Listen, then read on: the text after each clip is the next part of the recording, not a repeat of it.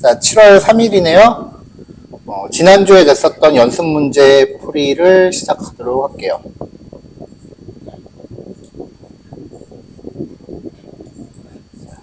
이 문제들이 사실 저 공부했었던 학교 교재에 있는 문제들이에요. 제가 수업 시간에 실제로 수업 받으면서 풀었던 문제들인데, 다시 봐도 어렵긴 하더라. 일단은 맨날 이상한 엑셀 파일에 있는 성적표 보다가 이 문제 딱 보면은 일단 용어 자체가 하고서 이제 긴장이 확 와요. 첫 번째 문제를 보면서 금요일날 여러분들이 많이 했던 얘기가 문제가 뭔 말인지 모르겠다고. 한국말이 더 어렵다고. 자, 네 종류의 식단 A, A1, A2, A3, A4에 따른 식이용법이 혈액응고 시간에 영향을 주는지 알고자 실험한 자료가 다음과 같다래요. 그러니까 첫 문장은 필요가 없어. 문제 푸는데. 인자의 수준을 나타내는 변수를 클래스로. 자, 일단 변수라고 하는 거는 뭐예요? 데이터 프레임으로 놓으면 컬럼이죠. 그쵸? 그러니까 클래스라는 이름의 컬럼을 하나 만들라는 얘기인데, 그 컬럼이 인자의 수준이래. 이것만 읽으면 당연히 뭔 말인지 모르죠. 여기 밑에 있는데. 그러니까 이거를 나타내는 변수를 클래스로 하나 만들라는 거죠. 그 다음에 실습값, 요거죠. 요거를 타임이라는 컬럼으로 내래요. 근데 A1일 때 62, 60, 63, 59, 51이잖아요. 그러니까 이거를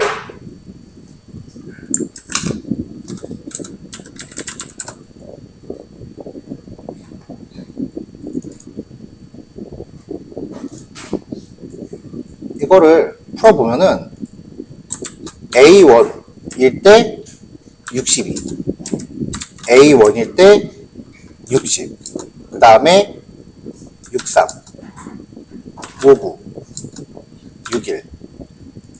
요 다섯 개가 전부 A1일 때죠.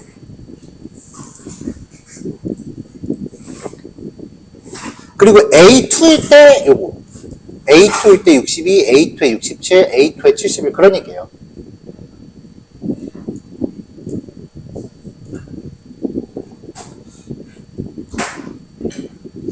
자, 그럼 이제 요거에 대한 코드를 만들어 봅시다.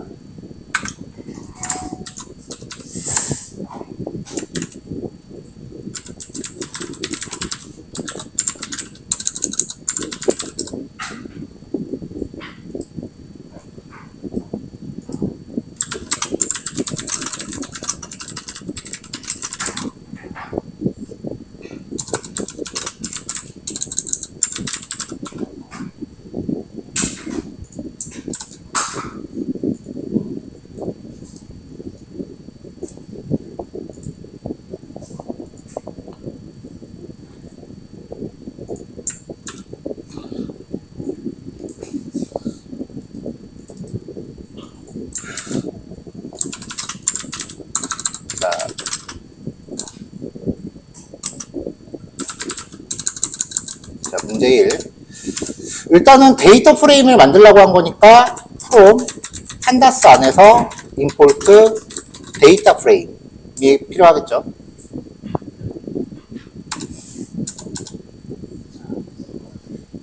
자, 그 다음에 이제 만드는 방법이 여러 가지가 있어요.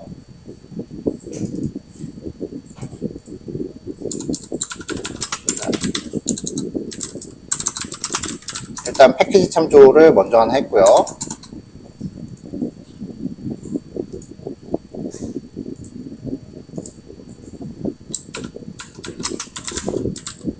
자, 풀이 첫 번째 방법. 일단은 뭐가 됐건 간에 코딩을 직접 하라는 얘기잖아요.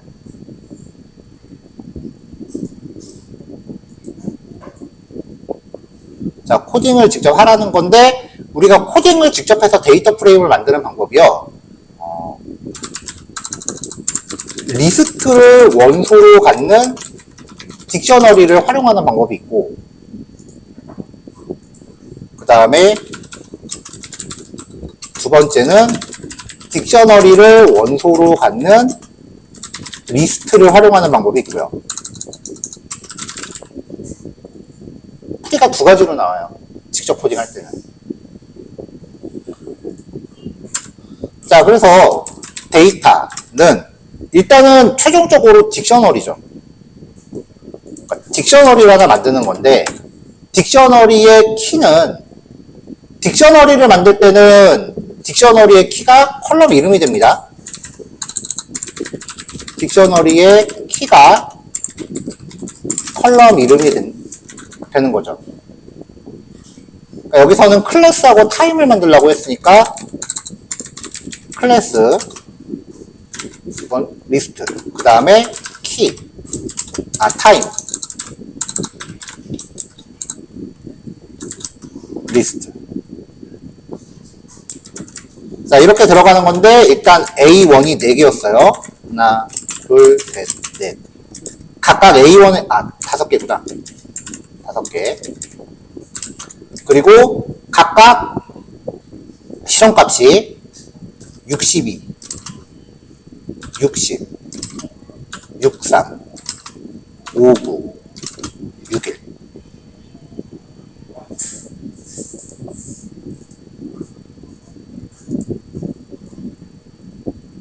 자, 그 다음에 이제 A2.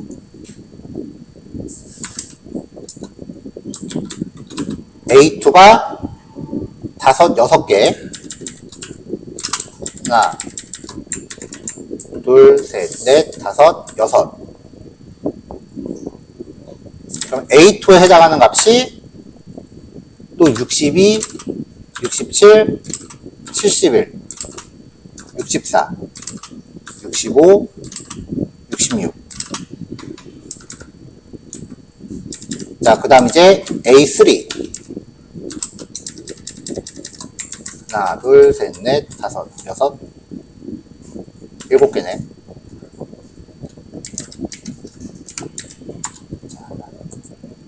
68, 66, 71, 67, 68, 69, 70. 자, 그 다음에 A4. A4는 A3랑 개수가 같네요.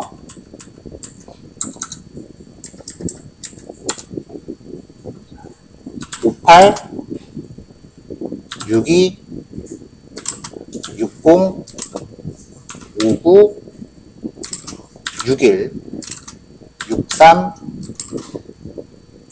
(64)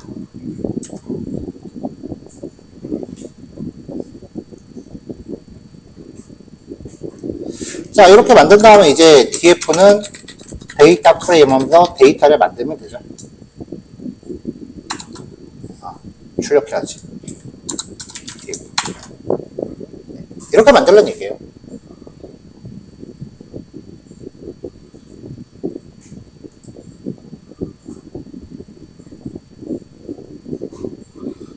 자, 이번에는 딕셔너리를 원소로 갖는 리스트. 이거는 코드가 좀 더 귀찮아요.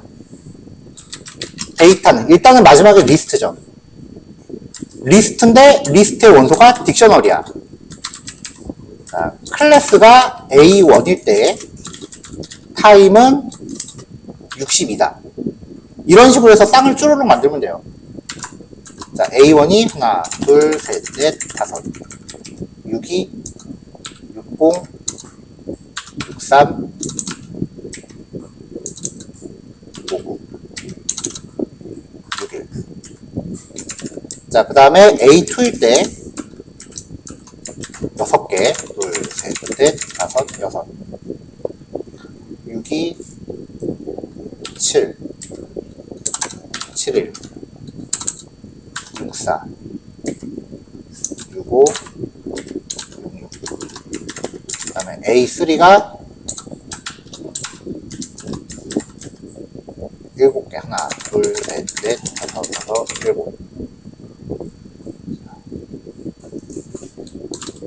68, 66, 71, 67, 68, 69, 70.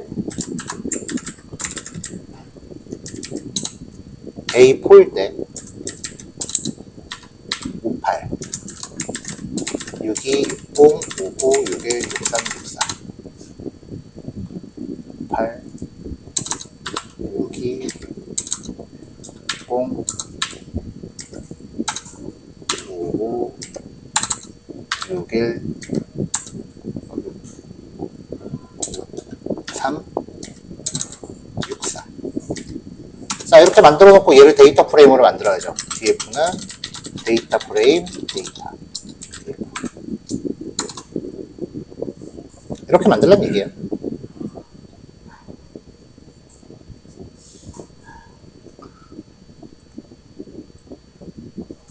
문제보다 한국말이 더 어렵죠.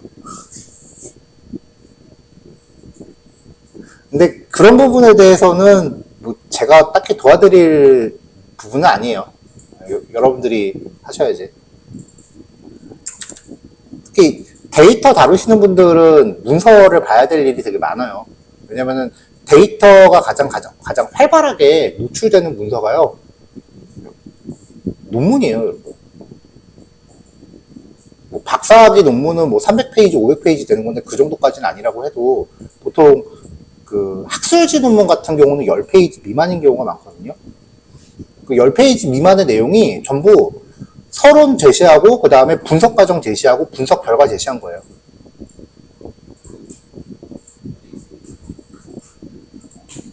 여러분들이 그 작성하는 분석 과정도 결국은 어딘가에 그 문서화돼서 보고서 형태로 나와야 돼요, 최종적으로.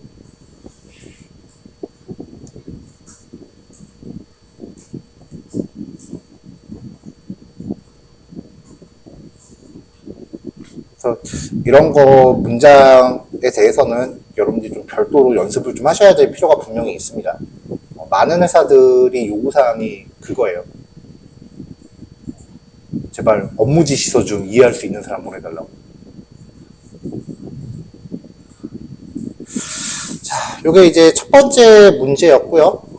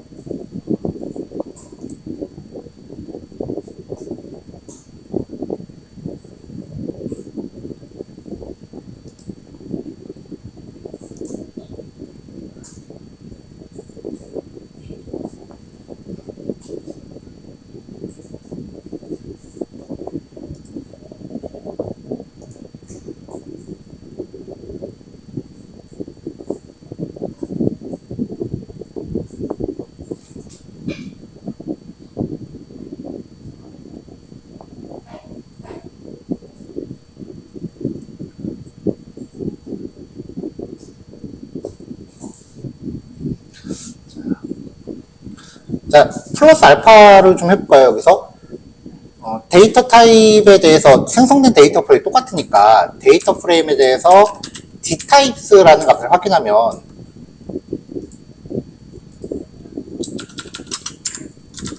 추가 내용이에요. 생성된 데이터 프레임의 각 변수의 데이터 프레임에 대한 각 변수의 데이터 타입을 확인을 해보면 쭉 이렇게 나와요. 클래스는 오브젝트고 타입은 숫자니까 정수형이 나오죠.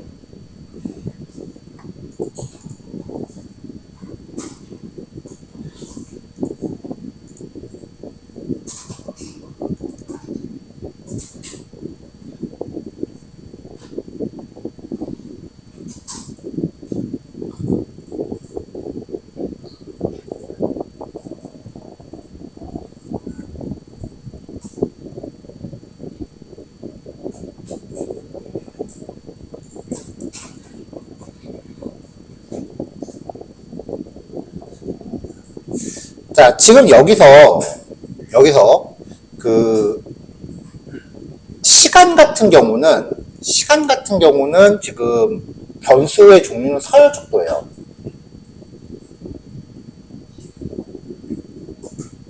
근데 클래스 같은 경우는 명목척도라고요. 쉽게 말하면 범주라고요. 얘네들 사이에 그 어떤 연산이 들어가는 게 아니라 그냥 값에 대한 카테고리라고요. 서열적도 명목적도 이런 게 구별하기 힘들면은 저것만 구별하세요. 이 데이터가 카테고리성이냐 아니면 숫자성이냐. 이거는 카테고리잖아요.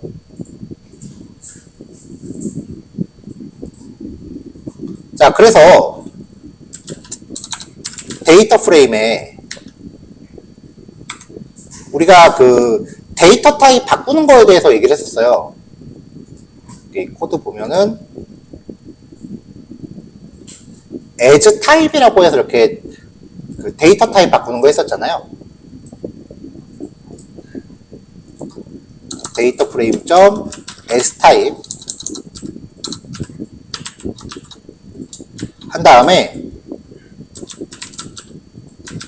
카테고리라는 데이터 타입으로 클래스를 df.types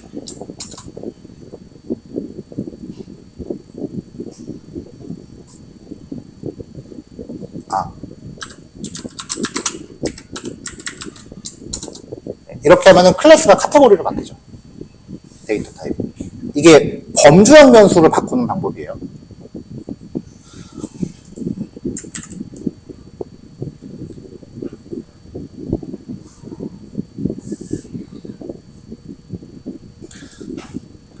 자, as 타입 함수를 쓰는 또 다른 방법이요. 지금 요거는 여기 내가 컬럼하고 데이터 타입해서 이렇게 통째로 바꾸는 건데, 뭐, 다시, df의 카테고리는 df의 카테고리 점 as 타입. 컬럼별로 할 수도 있어요.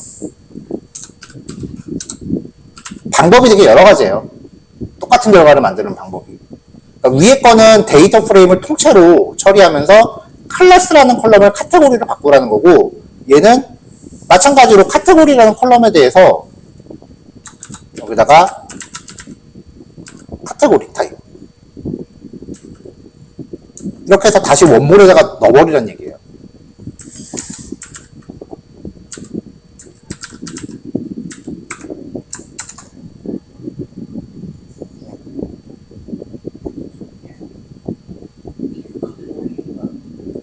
카테고리 컬인가?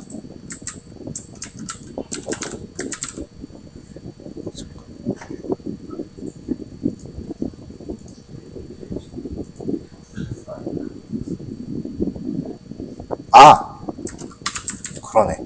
내가 여기 오타. 땡큐. 카테고리하고 헷갈렸다. 자, 이렇게 바꾸는 방법. 이거는 원본에 바로 적용하는 방법.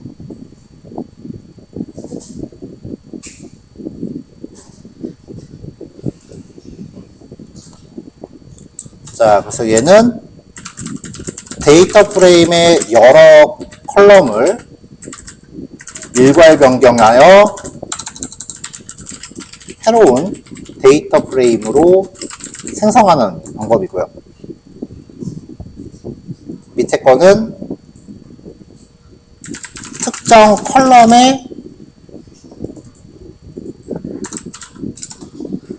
컬럼의 타입만 변경 후 원본에 바로 적용하는 방법이고요.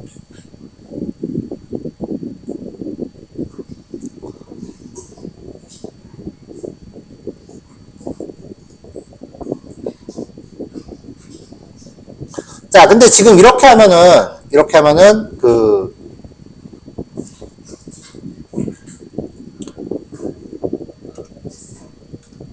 얘네들은 명목적도예요. 서로 간에 순서가 없어요.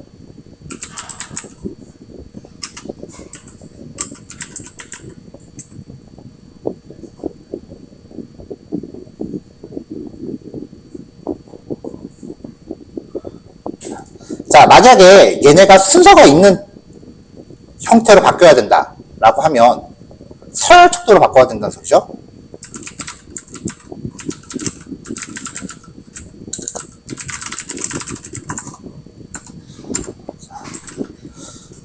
자, df의 클래스는 df class.stype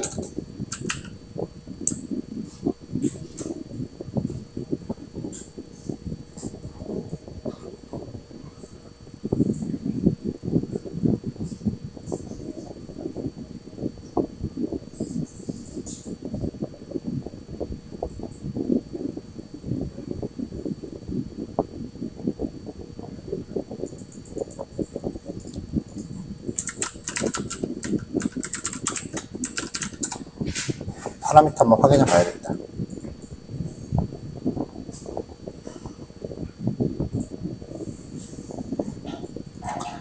자, s타입 해놓고 이때는 임포트가 하나 더 필요하긴 해요. 임포트 판다스 from 판다스 안에 임포트 카테고리컬 d타입이라고 하는 클래스가 필요해요. 자, edge 타입에다가 카테고리컬 d타입이라고 전달하면서요.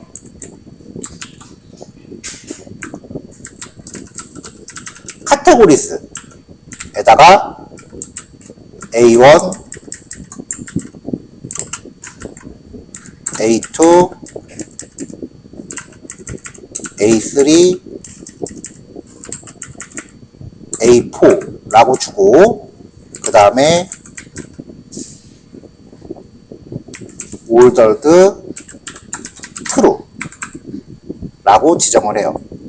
그러면 이 클래스라고 하는 게 범주형으로 바뀌면서 여기 카테고리스에 명시한 이 순서대로 서열이 매겨지는 거예요.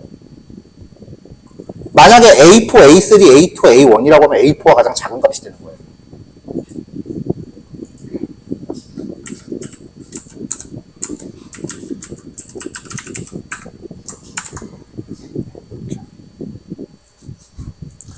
카테고리 타입으로 바꾸는 이유는요, 문자열 데이터를 카테고리로 바꾸면요, 판다스 내부적으로 메모리를 더 적게 소비해요. 그러면 연산 속도가 더 빨라진다는 거죠. 그리고 나중에 살펴볼 그 기술 통계라고 하는 부분이 있는데, 합계, 평균 뭐 이런 거 내는 거예요. 이거 명령어 하나 딱 내리면은 데이터 프레임의 모든 컬럼에 대해서는 자동으로 다 나오거든요. 근데 우리가 했었던 그 성적표 데이터를 예를 들어 보자고요. 이걸 가지고 그 합계 평균 뭐 이런 거를 만들어라라고 하면, 이걸 가지고 합계 평균 같은 거 만들려고 하면은 판다스는 얘네도 평균 내요. 숫자잖아. 근데 이게 평균을 외워야 되는 데이터야? 아니죠. 그 다음에 그 철수의 총점과 평균을 얻어라라고 하면은 이렇게 계산을 해야 될 거 아니에요. 성별은 남자니까 알아서 빠지는데 요거 4개의 합계를 낼 때 학년을 같이 더해버려요. 그냥 숫자로 처리하면. 그러니까 이런 연산에서 제외되게 할 용도로도 그 범주형을 써요. 그래서 필요한 데이터를 전처리할 때 어떤 변수가 범주형인지 파악해서 그 범주형을 적용하는 거는 중요합니다. 자, 이렇게 해서 이제 첫 번째 예제고요. 추가 내용은 따로 나중에 또 파악하시면 되겠고. 두 번째 문제.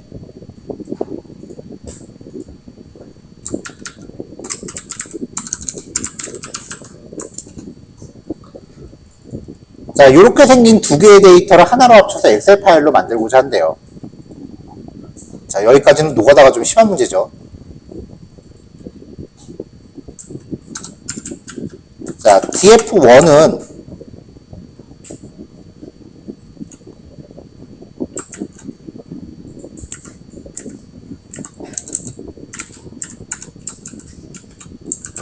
id가 25, 리드가 350, 매스가 425, 그레이드가 7. 자, 이렇게 생긴 게 4줄.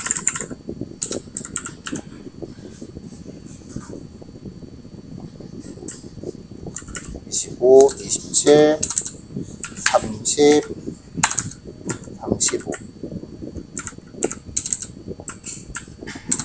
425 475 375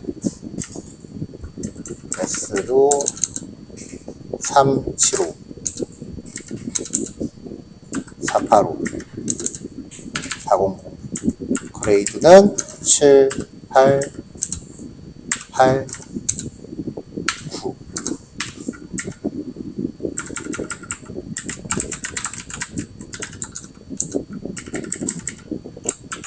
자, 뭐 딱히 뭐 인덱스를 만들라는 얘기는 없었으니까 이렇게 해서 만드시면 되고요. 자, 이렇게 해서 하나 만들었고요. 자, 그 다음에 두 번째 데이터 프레임.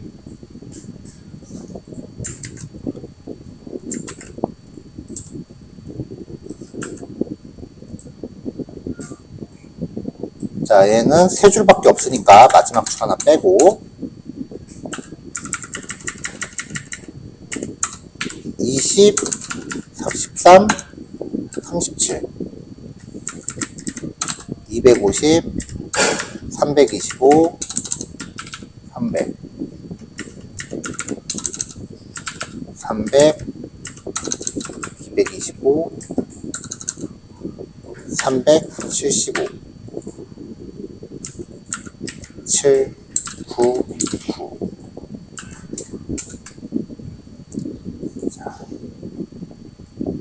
자, 이렇게 이제 준비가 됐어요. 그럼 얘네를 합치기 위해서 import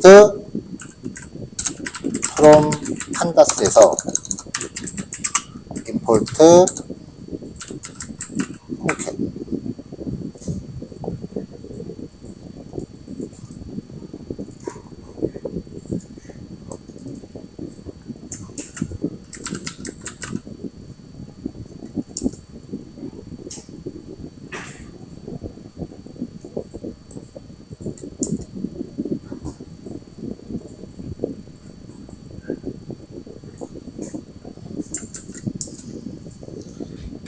자, 얘네를 이제 한 다음에 이제 df는 concat df1과 df2를 연결해라. 자, 그 다음 뭐 인덱스 번호를 재정렬한다 그러면은 이그노어 인덱스 트루 뭐 요 정도 파라미터 주면은 병합이 되겠죠? 리스트를 줘야죠. 네, 이런 식으로 하나로 병합하는 거.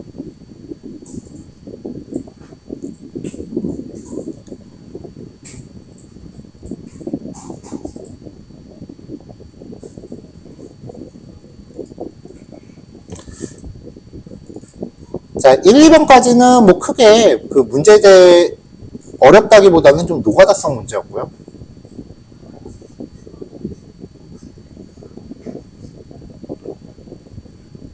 사실 1번하고 2번은 약간 사심이 들어간 문제였던 게, 수업 예제 하면서 앞으로는 진짜 거의 한 95% 이상 데이터를 제가 미리 엑셀로 준비해서 온라인에 띄워놓을 거예요. 그게 내가 이만큼 고생해서 올리는 거야, 여러분. 이라는 걸 좀 알아달라는 취지의 문제야, 사실은. 내가 수업 준비 이렇게 열심히 해요, 여러분. 이런 얘기예요. 진짜 그런 의미가 한 반 정도는 있어요. 그거고, 이제 3번부터는 이제 엑셀 파일을 올렸습니다. 그러니까, 예전에 제가 공부할 때 썼던 그 교재에 있는 이 문제를 보면 여러분들한테 풀려고 내가 이걸 일일이 타이핑해서 이렇게 엑셀로 만든다고.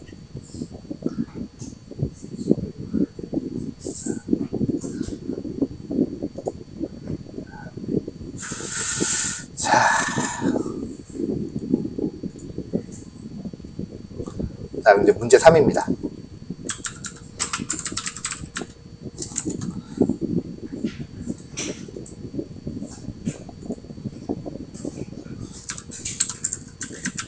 토론, 판다스, 임포트, 리드, 엑셀이라고 해서 일단은 가져온 다음에 데이터 프레임을 로드합시다. 엑셀 주소 여기 적어드렸죠? 리드 엑셀하고 그 다음에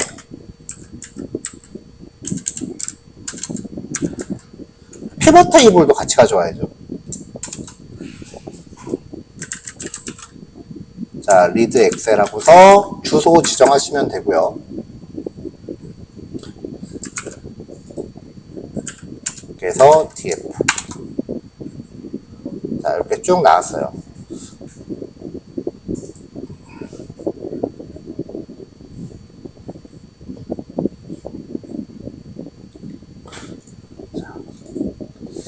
자, 도시와 농촌별에 따른 남녀 평균 흡연율. 뭐가 컬럼이 되고 뭐가 인덱스를 잡아라 그런 얘기는 없으니까 일단은 컬럼이 지역이 되면은 인덱스는 구성으로 가야 되고 구성이 컬럼으로 가면은 인덱스는 지역이 돼야 되고요.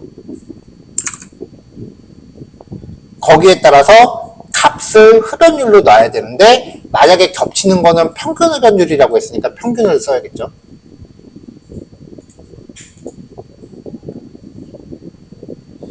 자, 그래서 피벗 테이블,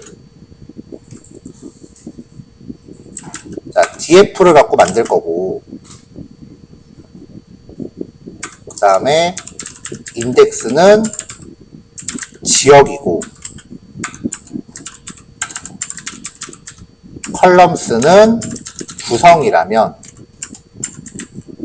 밸류는 흡연율이 돼야 되고, 이때 처리해야 되는 함수는 평균이다. 만약에 이 구성이 아니라면 지역하고 구성을 바꿔도 되기는 해요.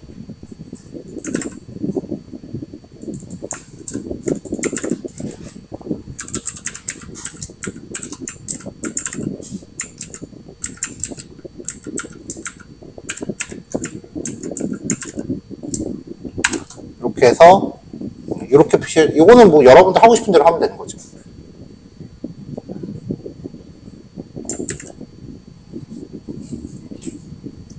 되었죠.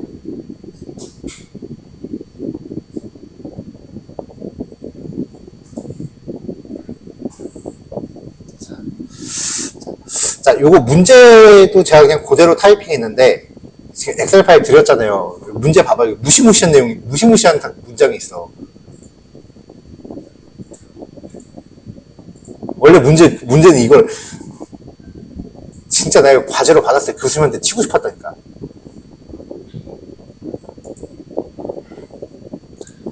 자, 네 번째 문제 봅시다. 일단 데이터부터 가져와야죠. 문제 4. 자, df는 read excel 한 다음에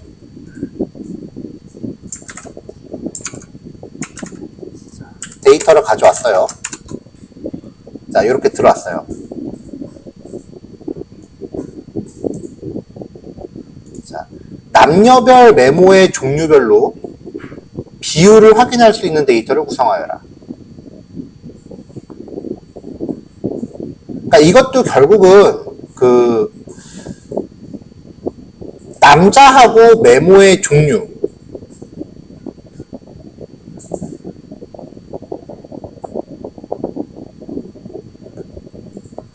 데이터를 그려보면은, 데이터 프레임을 그려보면 남자가 있고 여자가 있을 때 메모 종류가 1, 2, 3이 있으면 여기에 뭐 10명, 비율이라 그랬구나. 몇 퍼센트, 뭐 21%, 36%, 뭐 몇몇 퍼센트 이렇게 나올 수 있게끔 표현하라는 거예요.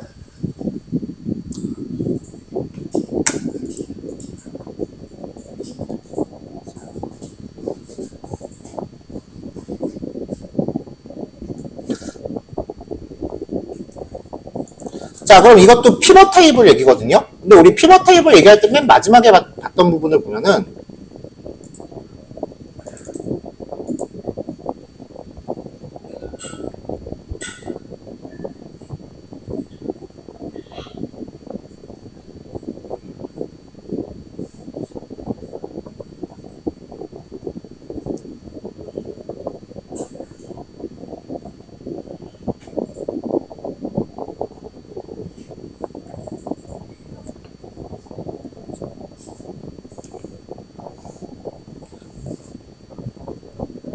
자, 성별하고 그 다음에 여기는 스코어가 있는데 여기 개수가 이렇게 쭈르륵 들어가잖아요.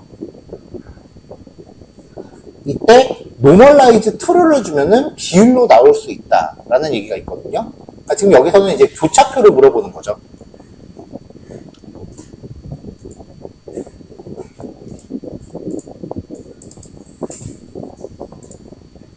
그래서 참고하셔야 되는, 마지막 예제에서 참고하셔야 되는 거는 이 교차표 예제예요.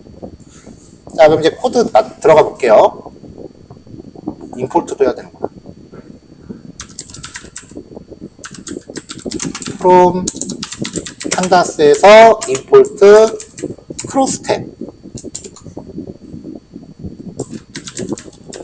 자, 크로스탭을 만드는데 인덱스는 데이터 프레임의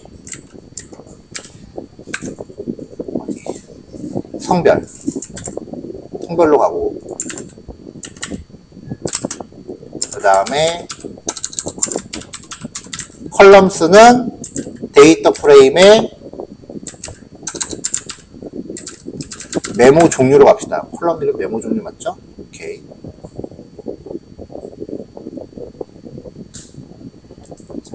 자, 그냥 이렇게만 하면은 이렇게 개수를 세준다고요.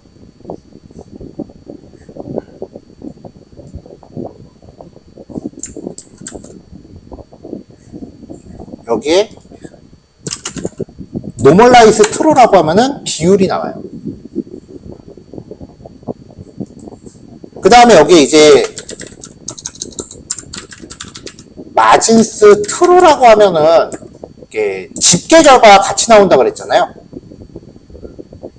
마진스 트루라고 하면 집계 결과가 다시 나오고, 그 다음에 여기 로우 네임스를 바꾸고 싶으면은 여기 이름을 바꾸고 싶으면은 뭐 따로 파라미터 주셔도 되는데 뭐 굳이 바꿀 필요는 없겠죠.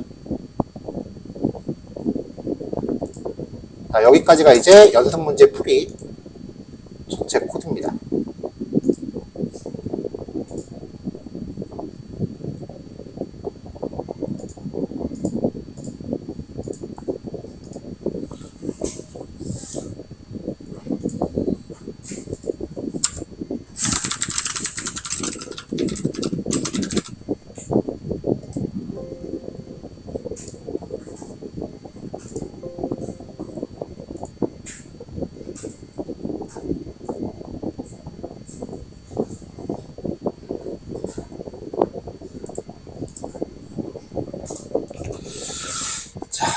또 올라갔으니까 이제 확인하시면 되고요.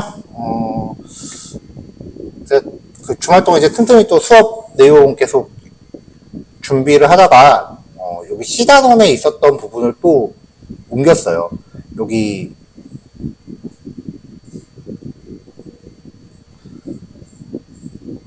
데이터 전처리 다음에 있었던 단원이 데이터 정제거든요.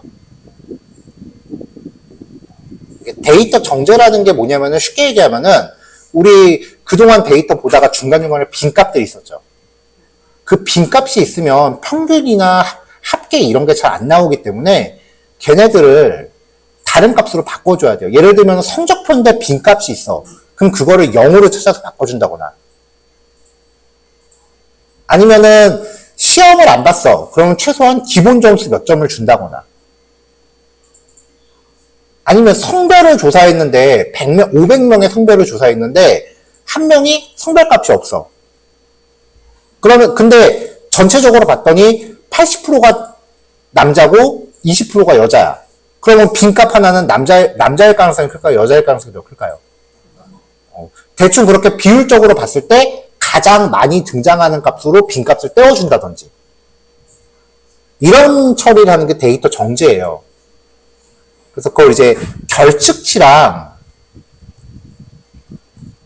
빈값 떼우기, 그 다음에 이상치라는 게 있어요.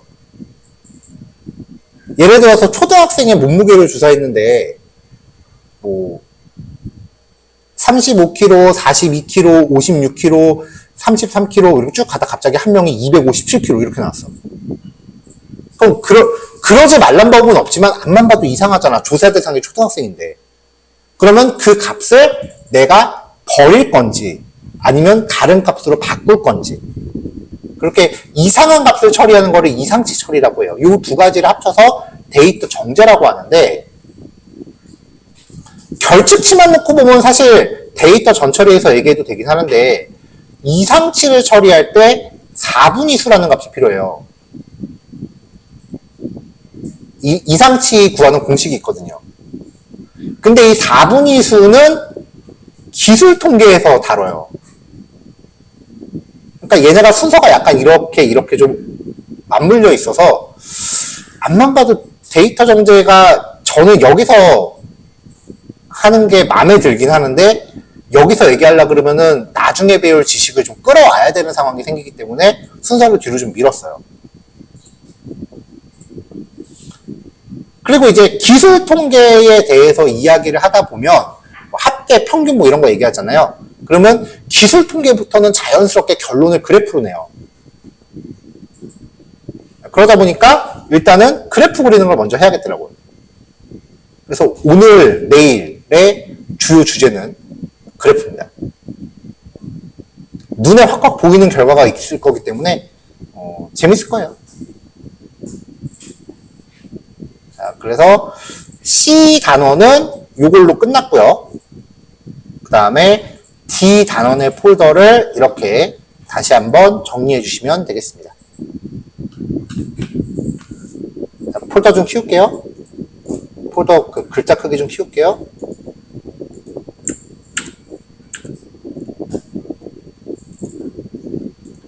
자, C 단원과 D 단원. 자, 제가 중간중간에 마인드맵 그려서 제시하고 있었는데, 마인드맵하고 지금 이 폴더 구조하고 똑같거든요? 그러니까 앞으로 마인드맵 제시는 생략할게요. 요 구조를 한눈에 볼 수 있게끔 정리해 놓으셔야 됩니다라는 취지였는데, 이 폴더 구조에 따라서 전체 수업 내용을 여러분들이 한눈에 볼 수 있게끔 뭔가 정리를 좀 해놓으세요. 그래야 필요한 거 찾아야 될 때 바로바로 찾아요. 이거 다 못해요. 적어도 내가 필요한 게 어느 폴더에 들어있다는 건 알아야죠. 맨날 뭐 볼 때마다 어디 있었지 하면서 스크롤 왔다 갔다 찾는 거는 지금 수업 주제도 파악 못하고 있는 거야. 그것만큼은 잊어버리지 맙시다. 자, 여기까지 정리하시고 조금 쉬었다가 지금 21분이네. 35분에 봅시다.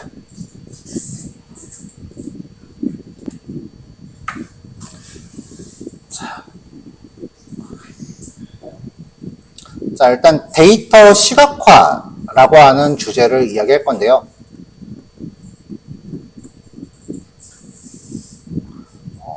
시각화에 있어서 가장 일반적인 거는 그래프죠.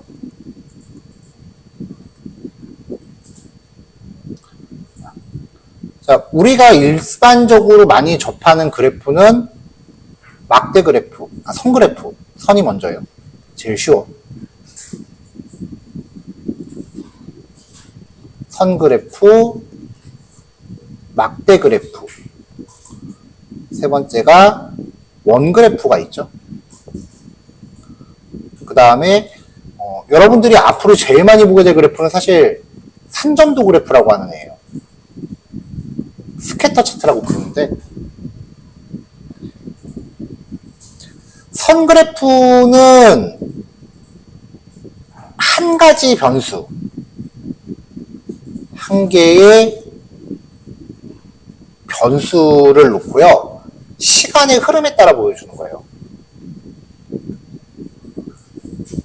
그래서 이 선 그래프를 보통 시계열 그래프라고도 불러요.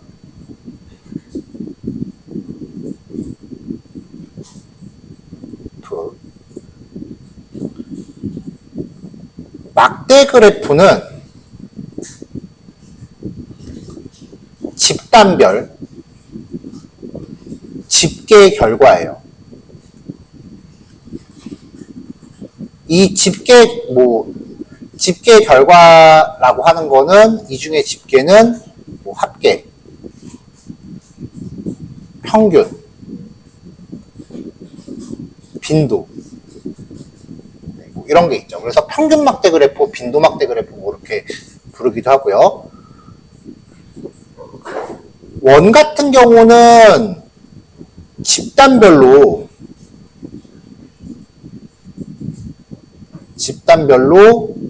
비율을 표현해요. 그래서 사실 이 빈도 그래프랑 원 그래프는 사실 용도가 좀 겹쳐요.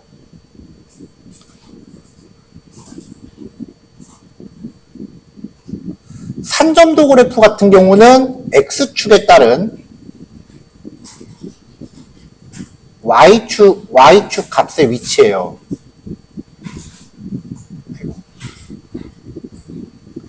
값의 위치. 이거를 점으로 막 찍어요. 이렇게 있으면은 X가 1일 때 Y는 얼마, 이런 식으로 이제 점으로 막 찍어요.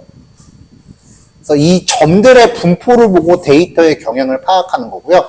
이 산점도 그래프에서 나중에 이제 상번 분석, 그리고 회귀 분석, 그리고 머신러닝까지 이어져요.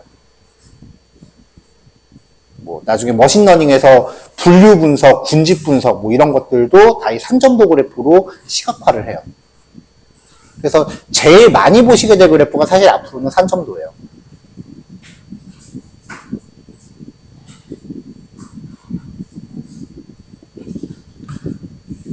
이거 말고도 그래프 종류가 되게 많아요. 히트맵이라는 그래프도 있고요. 나중에 이제 머신러닝 가면은 성능 평가할 때 이제 혼동 행렬이라는 게 나오는데, 그 혼동 행렬을 시각화한 게 이제 히트맵 그래프라고 하는 거고요.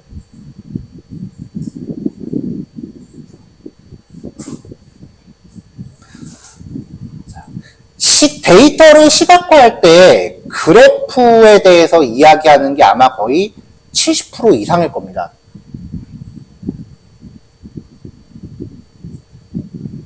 근데 두 번째는 문장에 대해서, 문장에서 어떤 단어가 가장 자주 등장하느냐, 이런 그 단어별 빈도수를 표현하는 거. 이렇게 표현해도 되거든요.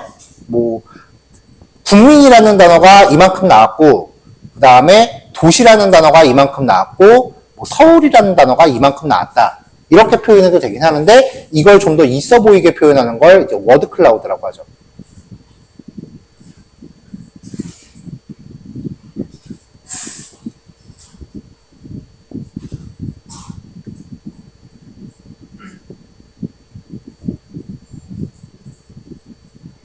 그 다음에 세 번째는 지도 시각화. 왜? 지도 시각화를 제일 많이 보는 게 여러분 선거 개표 방송할 때.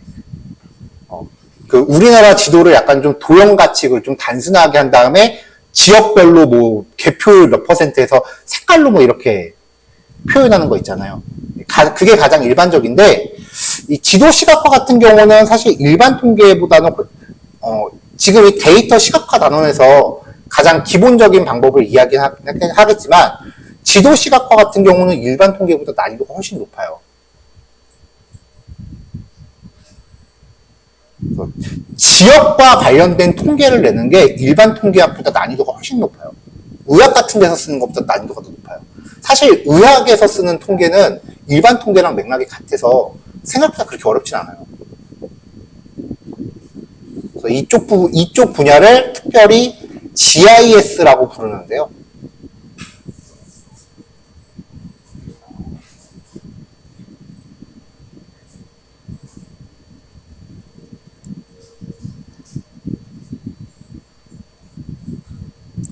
지금 데이터 시각화 단원에서는 그냥 일반 통계에서 접할 수 있는, 그리고 우리가 했었던 크롤링 기술을 살짝 응용해서 지도 시각화를 하는 과정에 대해서 말씀을 드릴 거고요. GIS 같은 경우는 사실 지금 우리 수업 범위 안에 들어있질 않아요, 자체가. GIS는 석박 과정이에요. 만약에 수업 시간이 좀 허락을 한다라고 하면은, 수업 시간에 나중에 여유가 좀 생긴다라고 하면은,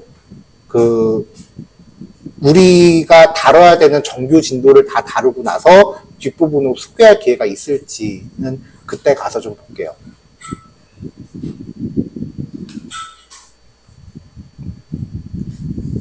왜냐면 GIS를 소개하려면 저도 집에 가서 우리 와이프 전공책을 좀 들여다봐야 돼요. 왜 이렇게 인상 써?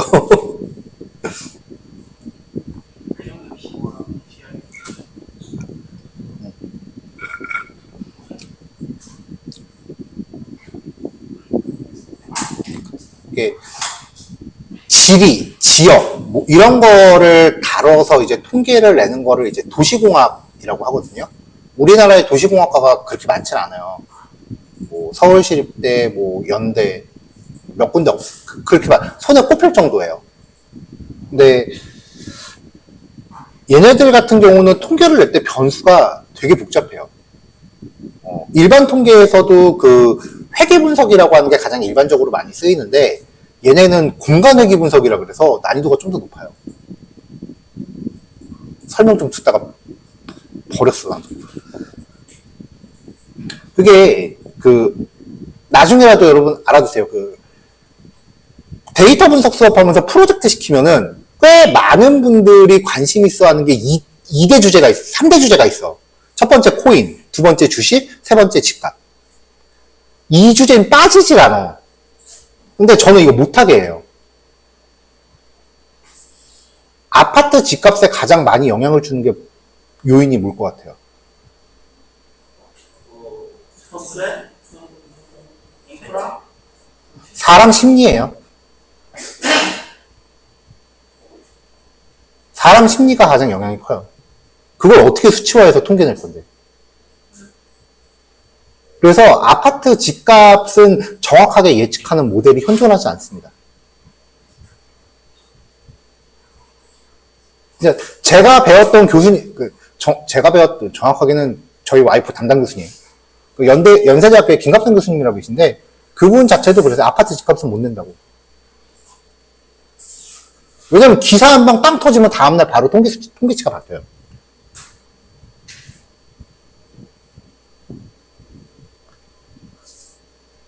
그래서 그런 거는 안 하시는 게 좋아요. 그나마 우리가 지리 관련해서 접근할 수 있는 주제는 저거예요. 위치 선정. 근데 위치 선정도 계속 최근에 뉴스 기사 보면 계속 이게 지역들 동의도 있어야 되고 그것도 굉장히 까다로워. 일단 지역의 동의를 받는 거는 나중 문제죠. 일단 선정된 다음에 그걸 지역 주민의 동의를 받는 거니까. 예를 들어서 인터넷에서 쉽게 돌아다니는 예는 저거예요. 스타벅스 위치 선정. 스타벅스가 매장 위치 선정하는 통계 방식이 굉장히 유명해요.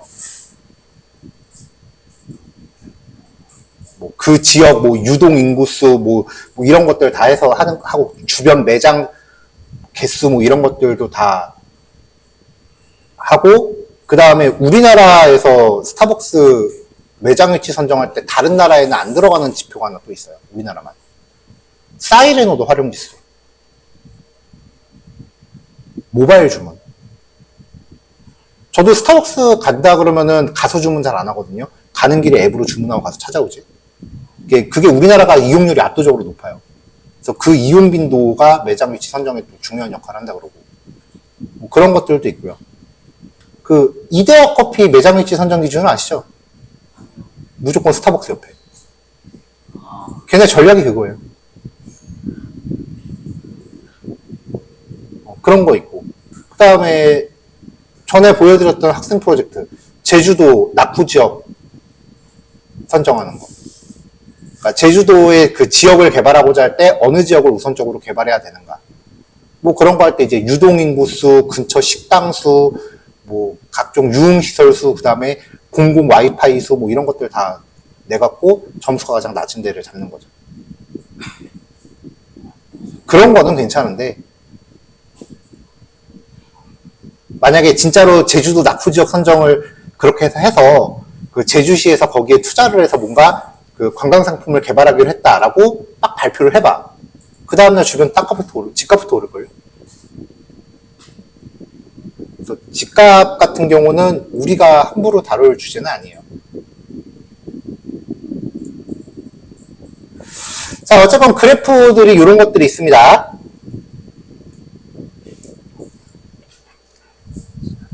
자, 일단은 이제 일반 그래프에 대해서 이야기를 할 건데, 그래프 작성을 할 때 파이썬에서 사용하는 가장 대표적인 라이브러리가 매트플롯리브라고 하는 라이브러리예요. 얘가 그래프 기본이에요.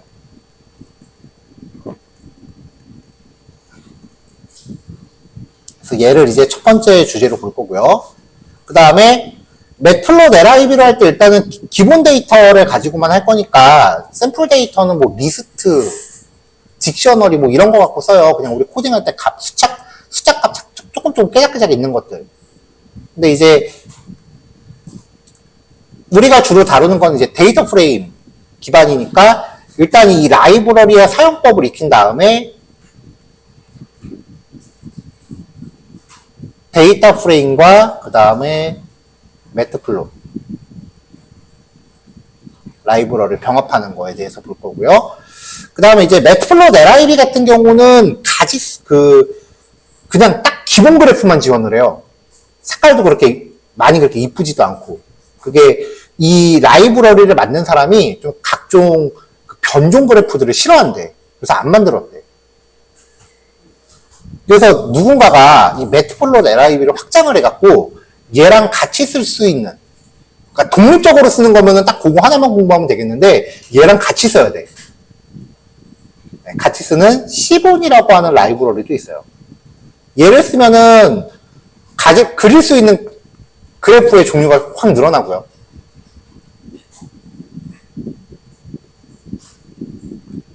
네 번째가 얘네들을 종합해서 서브플롯 이라고 하는 그래프 종류도 있어요. 이 서브플롯 같은 경우는 그래프 하나에 한 장의 이미지에 그래프 여러 개를 동시에 띄우는 거.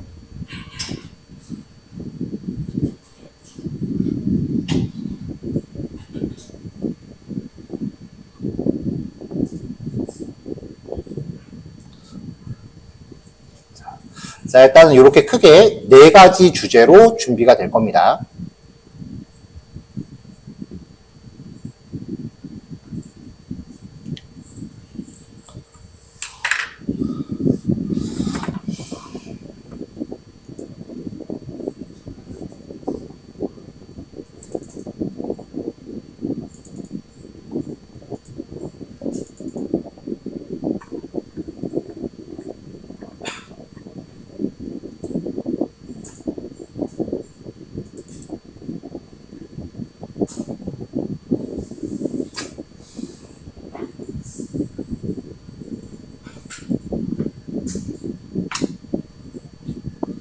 이거 말고도 우리가 또 봐야 되는 그래프 종류가 그 박스 플롯, 상자 그림이라고 표현하는 그래프하고요. 그 다음에 그 히스토그램.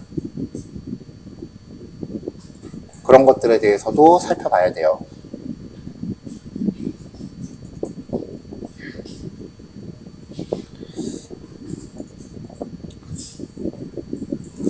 자, 코드를 그냥 여기 있는 거 옮겨 붙이면서 설명할 거니까 일단은 좀 봅시다.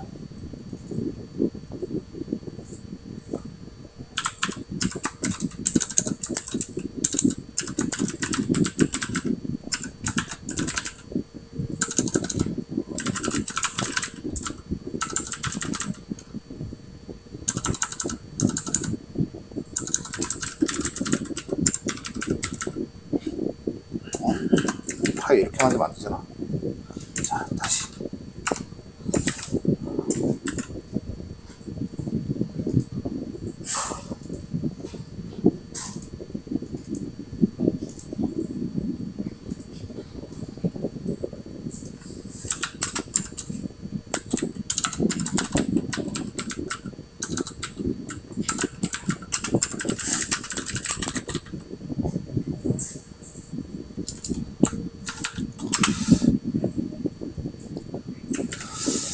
자, 매트플롯리브의 개요. 자, 아까 얘기했다시피 파이썬에서 이제 자료를 차트나 플롯, 사실 이거 합쳐서 그래프라고 하거든요.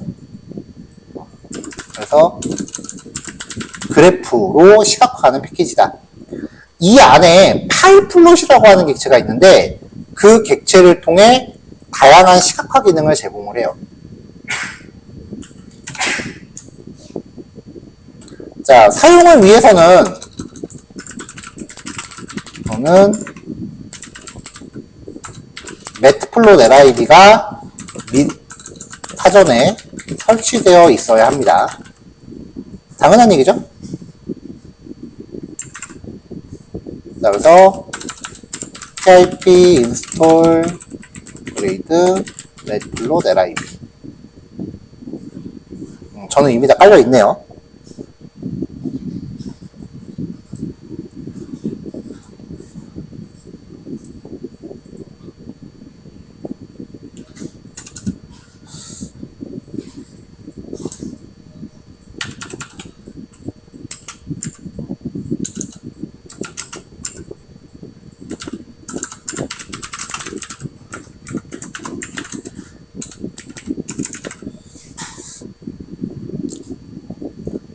자, 패키지를 참조할게요.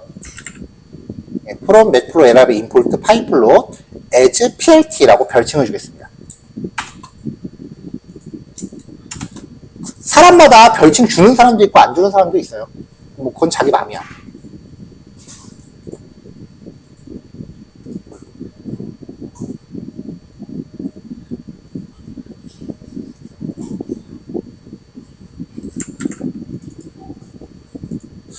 자, 이 매트플롯 lib가 이제 표현 가능한 그래프 종류, 뭐 아까도 쭉 적긴 했었는데 라인 플롯, 선 그래프, 박스 플롯, 다 차트, 막대 그래프, 그 다음에 파이 차트, 원 그래프, 히스토그램, 스캐터 플롯, 산점도 그래프.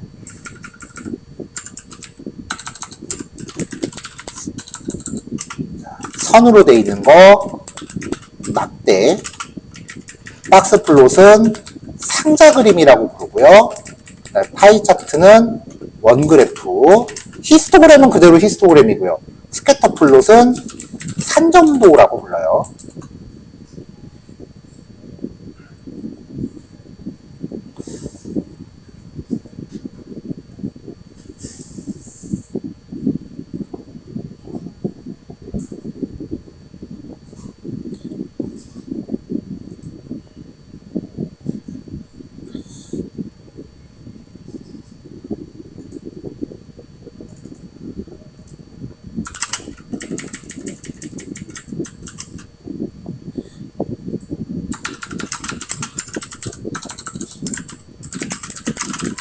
자, 기본 코드 형식에 대해서 얘기를 좀 해볼게요. 코드 형식이 딱딱 맞춰져 있어요.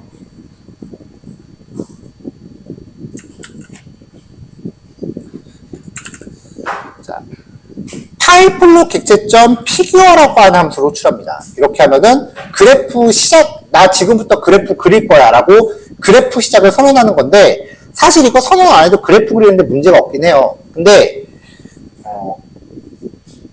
피규어하고 클로즈를 안 해도 그래프 나오는데 문제가 없긴 한데, 여기서 그래프 그리고 밑에서 조금 있다 또 다른 그래프 그리고 또 밑에서 조금 있다 다른 그래프 그리고 그럴 경우에 피규어와 클로즈가 딱딱 떨어지지 않으면 이전에 그렸던 내역하고 섞이는 경우가 있어요. 그러니까 앞에서 그래프 그리고 만약에 이 종류하고 피규어가 없이 그냥 그렸다. 그러면은 밑에서 그래프 그리고 또 한참 밑에 내려가서 또 다른 그래프를 그리려고 할 때 이전에 그렸던 그래프 위에 덧 그리는 경우가 있어요. 그러니까 시작과 끝을 가급적이면 명시적으로 이렇게 딱 정형화시켜서 해주는 게 그 여러 개의 그래프를 소스 파일 하나에서 그릴 때 섞이질 않아요. 안 그러면 살로판지 겹치듯이 계속 겹쳐요. 자, 그래서 그래프 시작을 plt.figure라고 하고요. 그 다음에 그래프에 표현할 내용을 여기서 쭉쭉 구현하시면 돼요. 그리고 그래프 저장하기. 얘는 필요하다면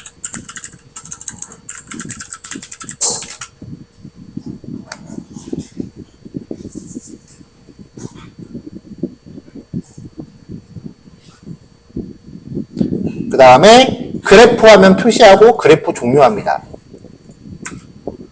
자, 요거는 실습 코드는 아니에요. 그냥 설명 코드예요.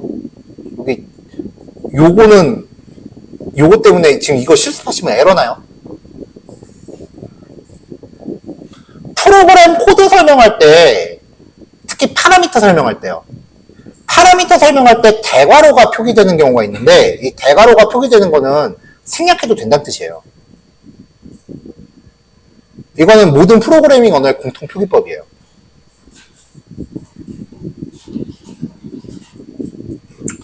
자, 여기 이제 DPI 수치값이 들어가 있는데, DPI 수치값은 100이 기본값이고요. 200, 300으로 설정할 경우 이미지 해상도가 배수만큼 커져요. 이게 DPI가 그 도트 퍼 인치라고 해서 모니터 1인치당 점의 개수거든요. 보통 우리가 쓰는 일반 모니터, 지금 여기 강의실 모니터 기준으로 DPI 값이 72예요. 모니터 한 점에 픽셀이 72개가 들어가요.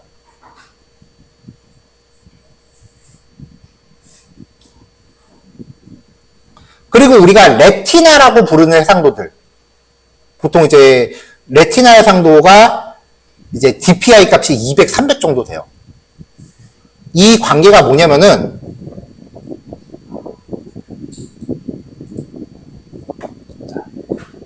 자, 모니터가 요만한 게 하나 있다고 칩시다. 그 다음에 더 큰 모니터가 있고요. 더 큰 모니터가 있다고 칩시다. 인치가 점점 커지는 거죠. 그냥 윈도우 컴퓨터예요. 자, 좀 작은 모니터에서는 바탕화면 아이콘이 이만하게 보여요. 그 다음에 모니터가 커지면 아이콘이 좀 더 작게 보여요. 더 커지면. 사실 이쯤 되면 눈이 좀 아픈데 그래도 내 거 좋으니까 하면서 되게 뿌듯해하면서 봐요. 이게 모니터 성능이 네이버 메인 페이지 떠올리시면 돼요. 모니터 성능이 좋을 때마다 네이버 메인 들어가면 양쪽에 하얗게 남죠. 그 남는 공간의 넓이가 점점 커지잖아요. 같은 크기의 이미지라고 하면은 모니터가 커질수록 더 작아 보일 수밖에 없어요.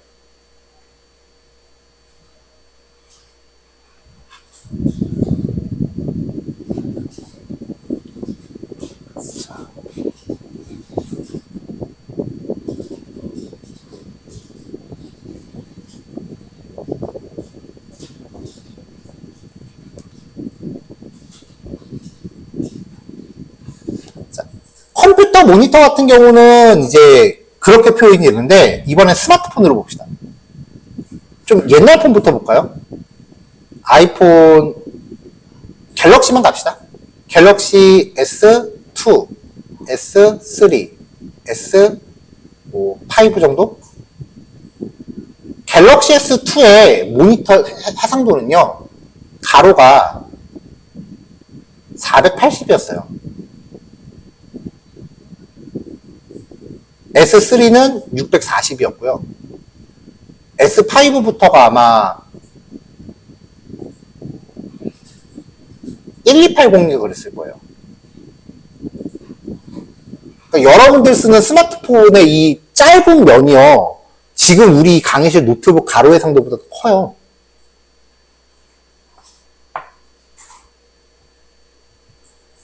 근데 네이버 메인 페이지를 스마트폰으로 보면은, 아까 분명히 PC에서는 해상도가 커질수록 점점 작아진다라고 얘기했는데, 스마트폰은 어때요? 커져요? 다 똑같아 보여요. 누가 정했는지 모르겠는데 모바일 네이버는 항상 메인에 가득 차요. 그게 무슨 말이냐면은, 이만한 이미지가 원래 해상도가 커지면 요만하게 나와야 되는데 실제로는 똑같은 비율로 나온다고요. 여기서는 더 작아야 되는데 똑같은 비율로 나온다고요. 그 말인즉슨 디자이너들이 이미지를 사이즈별로 다 따로 그린다는 얘기예요. 앱 디자인 하는 애들은 죽습니다, 진짜. 물론 그 일을 최대한 덜 하려는 여러 가지 기법들이 나오긴 했지만, 기본적으로 해상도 사이즈마다 그래픽을 다시 그린다라는 기본 대전제는 계속 유지가 돼요. 그럼 얘네들이 이제 똑같은 비율로 나타나게 하려면은 이미지를 뻥튀기 시키잖아요. 보통 이걸 DPI를 키운다라고 얘기를 해요.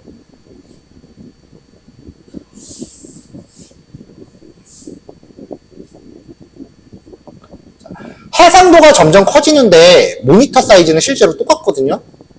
스마트폰 모니터 사이즈들은 보면은 크게 변하지 않았어요. 더 사이즈가 큰 이미지를 작은 면적의 모니터에 표시하기 위해서 강제로 압축을 하면 이미지는 선명해져요. 왜 지난주에 그 보고서, 제가 주말에 연수 갔다 오느라고 아직 확인을 못했습니다. 그 보고서 작성하실 때 스크린샷 찍을 때 그 얘기 나오더라고요. 어느 노트북에서 찍은 그 스크린샷이 훨씬 더 품질이 좋다고. 그게 왜냐면은 모니터 사이즈는 똑같아 보이는데 해상도가 이 노트북이 훨씬 클 거예요. 같은 사이즈의 더 큰 해상도를 보여주려고 하면은 그래픽을 압축을 하면서 더 선명해져요. 그러니까 이 DPI 값이라는 거를 높이면 실제로 보이는 그래픽이 좀 더 커져요. 그러면 똑같은 파워포인트에 여러분들이 이 그래프 이미지를 넣을 때 DPI 값이 100인 걸 넣었을 때랑 300인 걸 넣었을 때 프레젠테이션 딱 화면에 띄워놓으면 어느 게 더 선명하겠냐는 거야. 이 값을 키운 게 더 선명하겠죠. 그래서 프레젠테이션 같은 거에 집어넣을 거면은 저는 이 DPI 값은 300에서 200 정도 세팅을 합니다. 대신에 용량은 더 커져요. 자, plt.show라고 하면 이제 그래프가 화면에 표시, 주피터산에 출력이 되고요. 마지막으로 클로즈 하시면 돼요.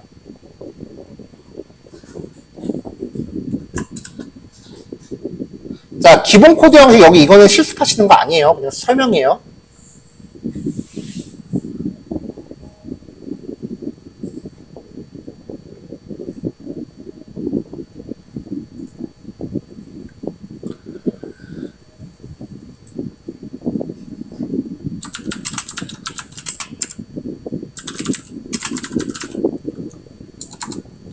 자, 라인 플롯, 선 그래프입니다. 자, 가장 간단한 그래프고요. 데이터가 시간 순서 등에 따라서 어떻게 변화하는지 보여주기 위해서 쓰여요. 파이플로 서브 패키지의 파이플로 객체의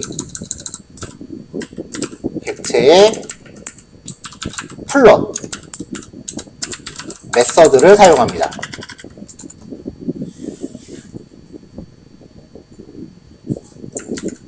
자, 그럼 이제 기본 그리기.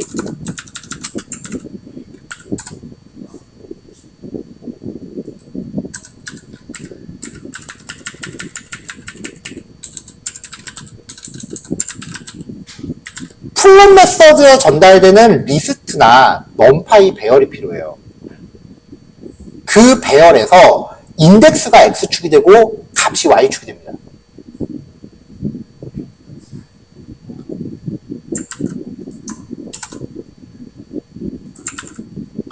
자, plt.figure 그래프 시작하겠다고 선언한 거죠. 그 다음에 타이틀, 그래프의 제목을 표시해요. 그래프 상단에 들어가는 제목이고요. 이따 결과 보시면 아실 거예요. myplot이라고 하나 할게요. 그 다음에 plt.plot 하면서 리스트를 하나 전달했어요. 자, 그럼 리스트의 인덱스는 0, 1, 2, 3, 4가 되죠. 그럼 이 그래프의 X축은 0, 1, 2, 3, 4예요. Y축이 1, 3, 5, 7, 9예요. 리스트의 인덱스가 X축이 되고요. 리스트의 값이 Y축이 됩니다. 이렇게요.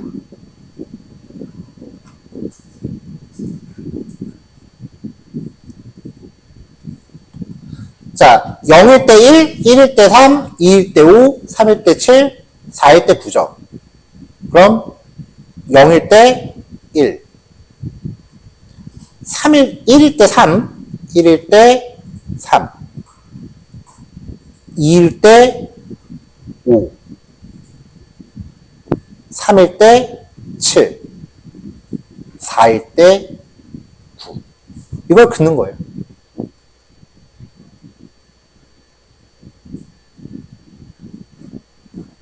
단순하죠? X축을 별도로 줄 수도 있기는 해요. 근데 기본적으로 이렇게 리스트를 하나만 설정하면은 이게 이 리스트의 인덱스가 X축이 됩니다. 그럼 X축을 별도로 주려면 어떻게 하느냐?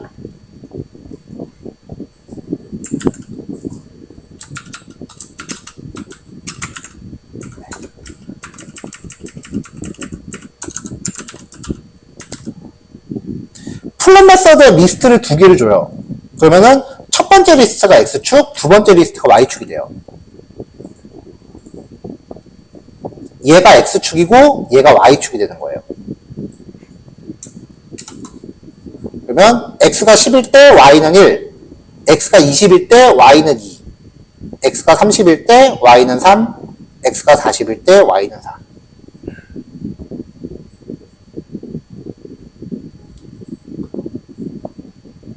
됐죠?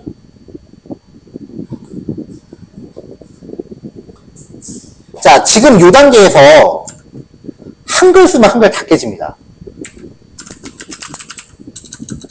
이렇게 하면은 한글이 이렇게 에러 찌르는 나면서 한글이 이렇게 나옵니다. 한글 표시를 못해요.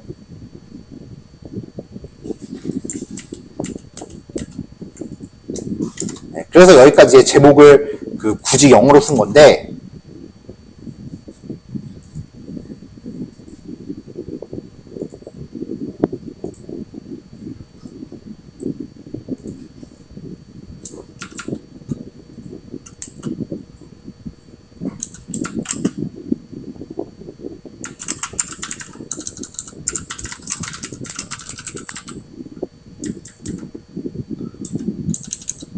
한글 사용하기.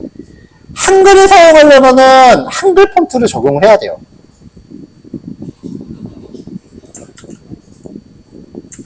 한글을 사용하려면은 한글 폰트를 적용을 해야 돼요. 파이플롯에.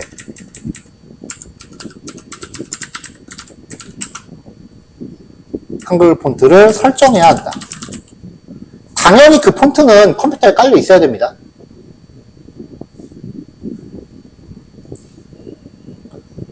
여러분들 뭐 보고서 같은 거, 파워포인터나 한글 같은 거 할 때 뭐 궁서체, 굴림체 이렇게 글자 모양을 정하잖아요.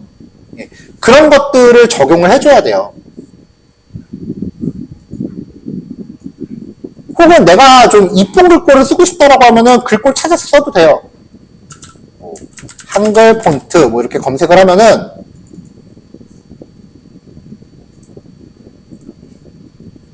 검색하면 이렇게 글꼴 모양들이 이렇게 쭉 나와요. 이거를 찾아서 내가 뭔가 찾아서 내 컴퓨터에 다운받아서 깔아야 돼요.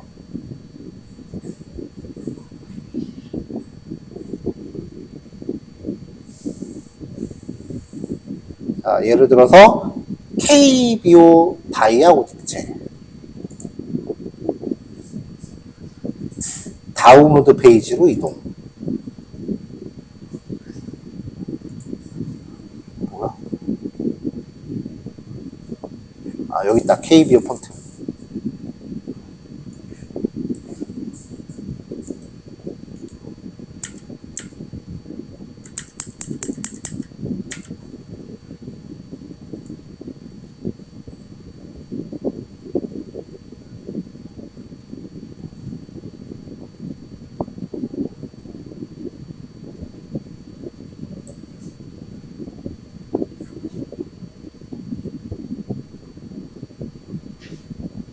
도대체 다운로드 버튼이 있어.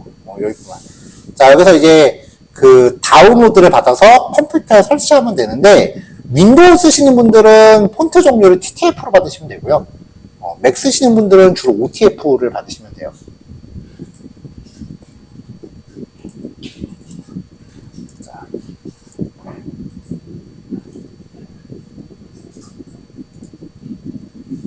자, 이렇게 글꼴을 이렇게 받은 다음에 보면 여기 파일들이 있잖아요. 이게 가는 거, 중간 거, 굵은 거 이렇게 들어있는 거거든요. 보시면은 마우스 우클릭하면은 설치가 나와요. 메뉴가. 설치하시면은 이렇게 쭉 글꼴이 설치가 됩니다. 자, 근데 이제 이거 쓰실 때 우리 예제, 요거는 이제 조금 이따 한번 적용을 해볼 건데, 우리 예제는 대부분 이제 컴퓨터에 있는 기본 폰트를 쓸 거예요. 자, 여기에서 이제 글꼴 이름을 정할 때, 여기 맑은 고딕, 뭐 굴림, 궁서 뭐 이렇게 다 보기 좋게, 알아보기 쉽게 글꼴 이름이 나오잖아요. 문제는 이게 얘네들의 실제 이름이 아니라는 거야. 이 글꼴들의 실제 이름이 아니라는 거예요.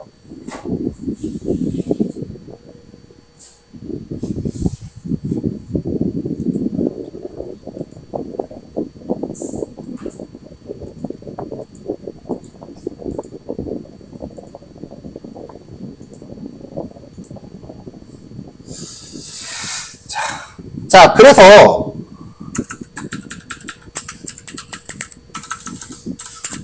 컴퓨터에 설치되어 있는 글꼴 확인하기입니다.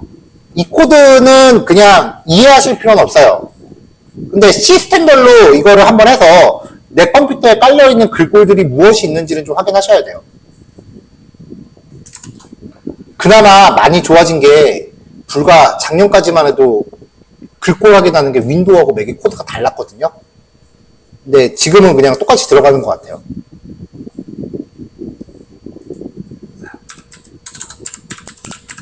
자, OS 패키지랑 그 다음에 CS 패키지가 필요하고요. 그 다음에 from 맥플로 네라이비 안에서 임포트 폰트 매니저라는 애가 필요해요. 자, 이 폰트 매니저를 통해서 find system fonts라고 하는 내용을 확인해 보면은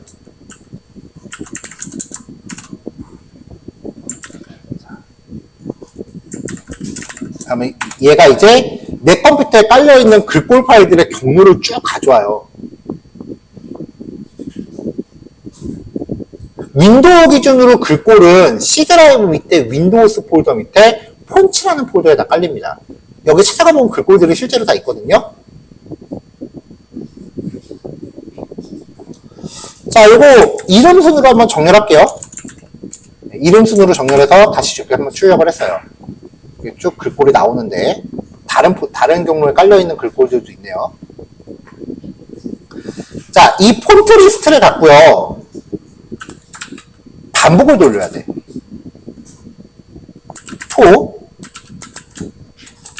폰트 패스는 폰트 패스 인 폰트 리스트. 그럼 출력하면은 이 경로 하나하나가 들어올 거 아니에요, 그쵸?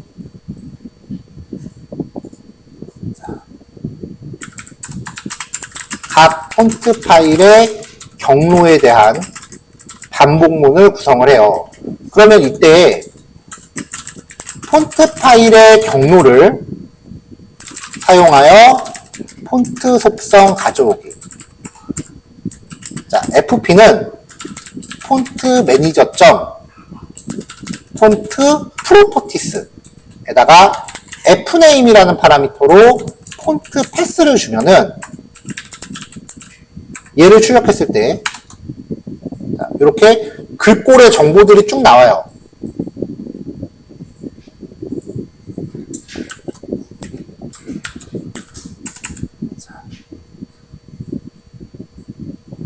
자, 이거를 그냥 출력하면은 힘드니까, 알아보기 힘드니까, 프린트, 폰트 네임은 fp.getName이라는 함수로 호출해서 출력합니다. 네, 쭉 이렇게 출력이 돼요. 이게 내 컴퓨터에 있는 거를 다 스캔하는 건데, 가끔 가다가 윈도우에서 접근 권한이 없어서 이렇게 폰트 네임을 못 가져오는 애들이 있어요. 어차피 이런 애들 안 쓰면 돼. 근데 그렇다고 코드가 에러 나는 대로 이대로 둘 수는 없으니까 얘를 예외 처리를 못 씁니다.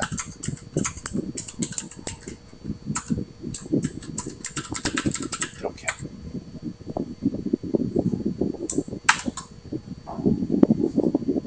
자, 그럼 이제 이게 우리가 쓸 수 있는 글꼴의 이름이에요. 전체 글꼴 이름 봤는데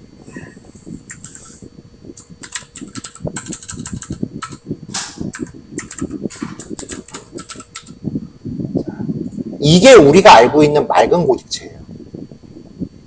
맑은 고딕의 글꼴 이름이 이래요. 그러니까 요 이름을 적용해야 글꼴 한글로 맑은 고 백날로 봐야 안 먹어요. 그 다음에 이 글꼴들 중에 아무거나 넣어도 되는 게 아니에요. 왜냐면은 이 글꼴들 중에 한글을 지원하는 애들이 있고 영문 전용인 애들이 있는데 영문 전용 비율이 훨씬 많아요.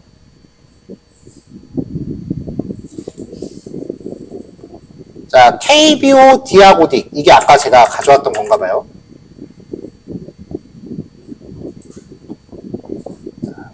자, 이렇게 해서 이제 컴퓨터에 설치되어 있는 글꼴을 확인을 했고요. 그러면 이제 이 글꼴을 적용하기 위해서 어떻게 하느냐?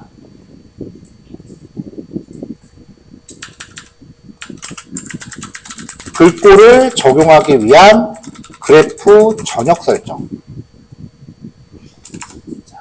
이 설정은 같은 설정, 재설정되기 전까지 같은 내용이 재설정되기 전까지 모든 그래프에 공통 적용됩니다.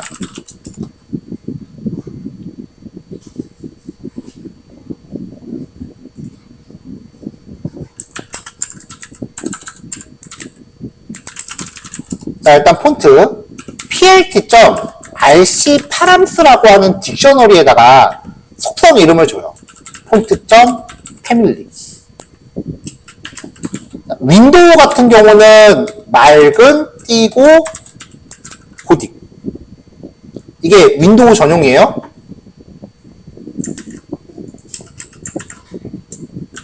그럼 맑은 고딕체 같은 경우는 윈도우가 저작권을 갖고 있는 거기 때문에 다른 종류 운영체제에선 못 써요.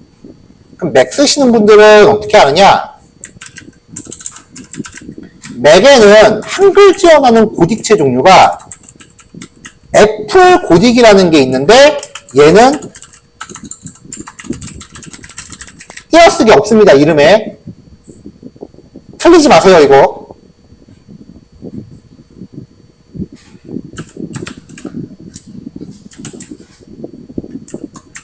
그리고 저는 아까 어디 갔어? KBO.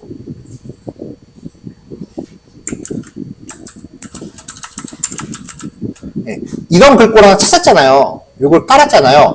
그러면 이 글꼴 한번 적용을 해보세요. 적용했는데 한글이 깨진다. 그럼 얘는 못 쓰는 거야.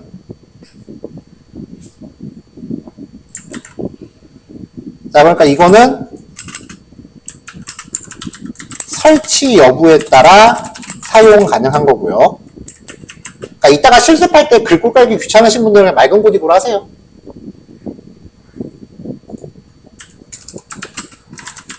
글자 크기.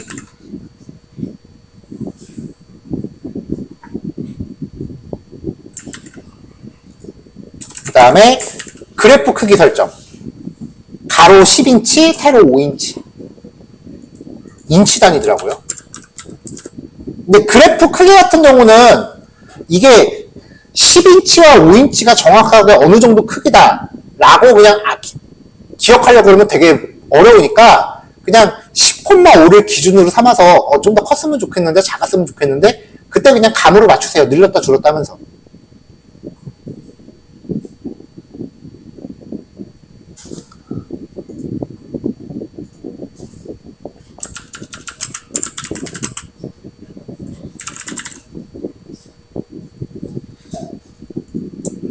자, 여기 실행했고요. 아, 미안. 빼기 패밀리가 아니고 점 패밀리인데 다 오타다.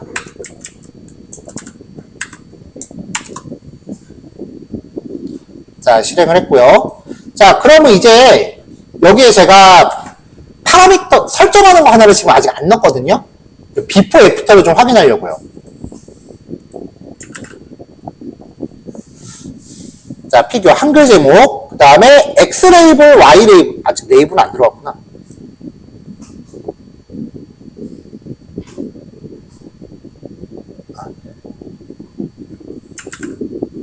자, 위에서 다시 한번. 자, 여기 그래프를 만들 때, 여기에 ph.x 레이블, y 레이블이라고 하면, 이게 뭐냐면은, 얘네들은 아무래도 이제 시각적으로 나오는 애다 보니까 설명보다는 한번 보는 게 빨라요. x, y라고 하면 어디 나오냐? 그래프 지금 여기 있죠.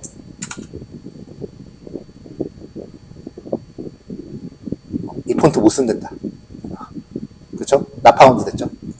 자, 어쨌건 나오는 거 보면은 여기 y, x. 여기 수치 밑에 여기 제목 붙었잖아요. 이게 x 레이블, y 레이블이에요.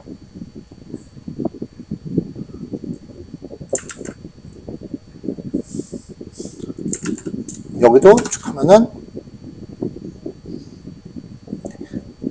이게 모든 그래프의 전역 설정에 들어가는 거기 때문에 안 되겠다 싶으면은 다시 요 설정하는 코드 딴 걸로 바꿔야 돼요.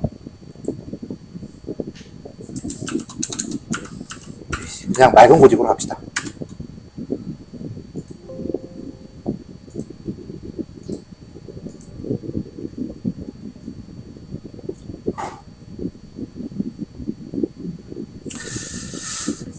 자, 여기 X 레이블, Y 레이블 들어가 있고요. 자, 지금 한글 폰트를 적용했을 때 나오는 거 보면 한글 잘 나오죠, 이제.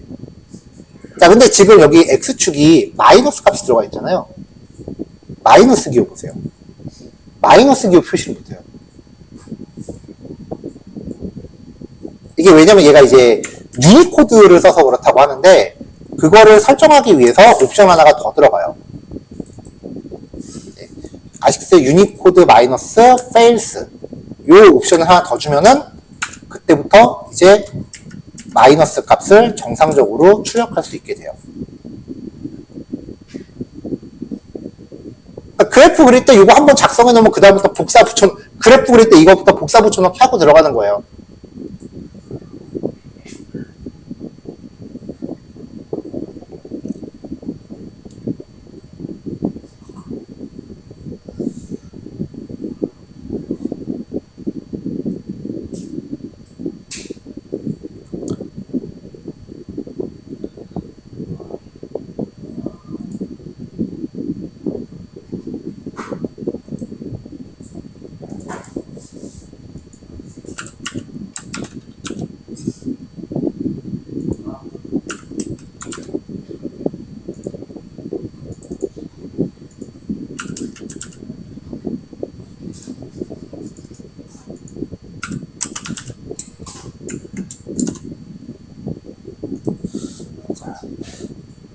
자, 이제 폰트 사용하기의 끝판왕.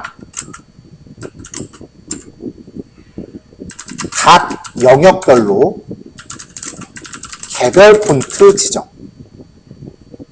일단 코드는 제가 소개를 할 텐데 누가다가 좀 심하니까 나중에 가면 잘 안 하게 돼요, 이거. 그러니까 지금 여기 제목 글자 크기 따로 설정하고 색상 따로 주고 글자 모양 따로 주고 여기도 따로 설정하고 여기도 따로 설정하고 그런 거거든요. 자, 코드 한 번에 투척할게요.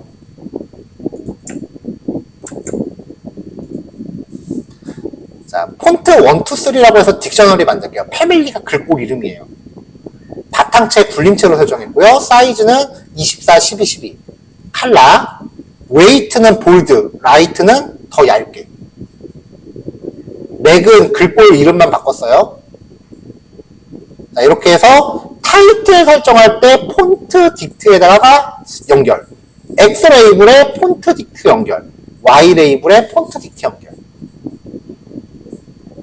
딕셔너리로 글꼴의 정보를 설정한 다음에 타이틀, X 레이블, Y 레이블에 이렇게 하나씩 설정하면 돼요. 그러면 이렇게 나와요.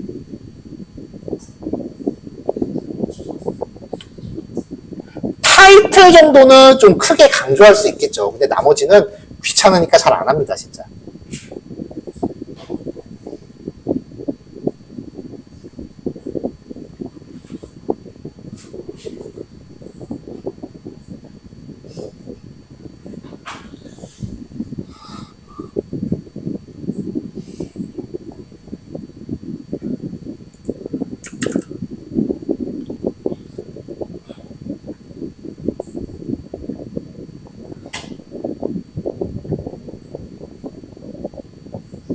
시간상으로 봐서는 여기서 끊어야 될 것 같은데 요 예제가 아직 안 끝났거든요. 그러니까 다 같이 10분 쉬었다가 조금 더 이어서 봅시다. 그게 예제를 교시 단위로 끄는 게 아니라 주제 단위로 끊다 보니까 예제 그게 나중에 찾아보기도 편하거든요. 그러다 보니까 예제 하나가 1시간에 안 끝날 수도 있는데 실습 시간은 충분히 할애할 테니까.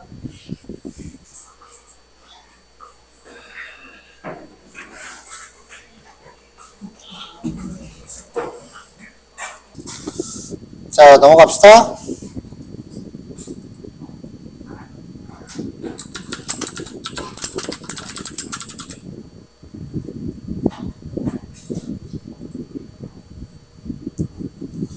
자, 다음 기능은 스타일 지정인데요.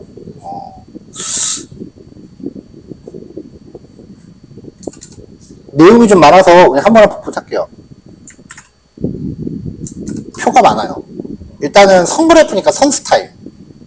빼기 하나는 실선, 빼기 두 개는 대시선, 콜론은 점선, 빼기랑 점을 넣으면은 대시 점선. 선 긋고 점 찍고, 선 긋고 점 찍고 이런 느낌. 그 다음에 마커. 데이터 포인트. 만약에 X가 1이고 Y가 1인 지점. 그런 데이터 포인트에 점을 찍는 기호를 나타내는 건데, 점은 그냥 동그라뱅이, 쉼표는 픽셀, O는 원, V, 억세 이런 식으로 쭉 종류가 있어요. 이거는 제가 일일이 설명하는 것보다 여러분들이 코드 넣을 때 하나씩 바꿔서 넣어보는 게 더 빨라요.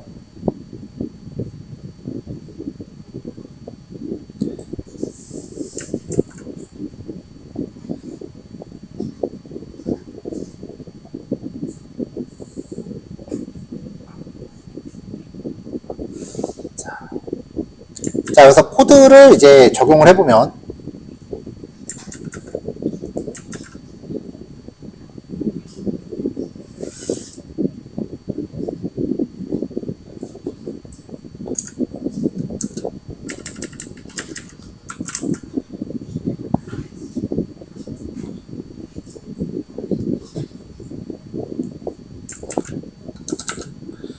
자, 일단은 선 스타일부터 갑시다.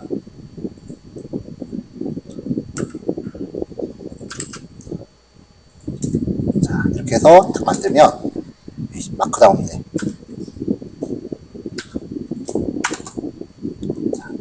자, 빼기하고 점을 치면은 선 모양이 이렇게 나오는 거예요. 그리고 그리드. 이거는 배경 격자. 만약에 여기를 빼기 두 개를 넣었다. 그러면 이렇게 대시선으로 들어가고 점을 찍었다. 그러면 점 하나 넣었구나. 콜론이구나. 여기에다 이제 콜론을 찍었다라고 하면은 이런 식으로 점선으로 가고. 그럼 여러분들이 값을 하나씩 바꿔가면서 테스트 해보시면 돼요.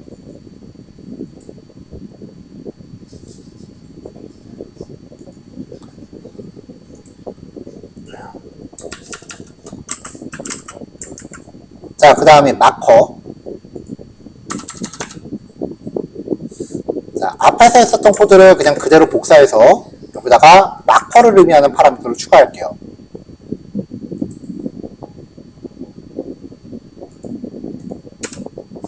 자, 파라미터는 줄바꿈을 좀 해서 넣읍시다.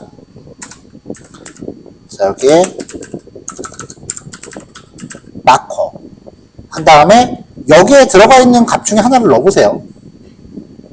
예를 들어서 이렇게 넣었다라고 하면은 데이터 포인트 위치에 이렇게 점을 찍어준다고요.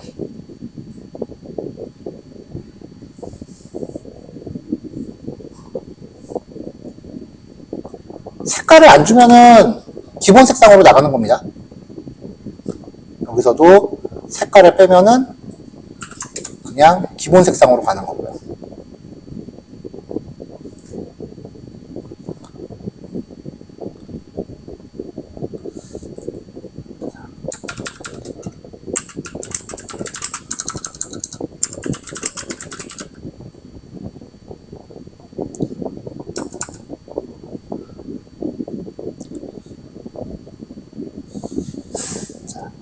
자, 기타 스타일에 대해서는 파라미터 이름들을 확인해 보면은 이렇게 들어가요.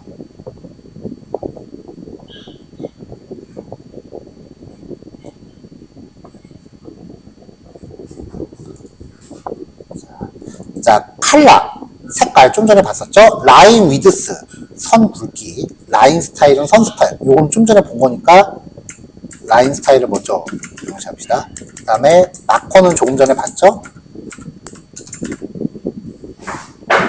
그 외에 칼라, 이것도 좀 전에 봤고, 라인 위드스, 선 굵기, 마커 사이즈, 마커 크기, 그 다음에 마커 선 색깔, 마커 선 굵기, 마커 내부 색깔. 뭐 이런 것들을 부여할 수 있어요. 그래서 얘네들을 종합적으로 써보면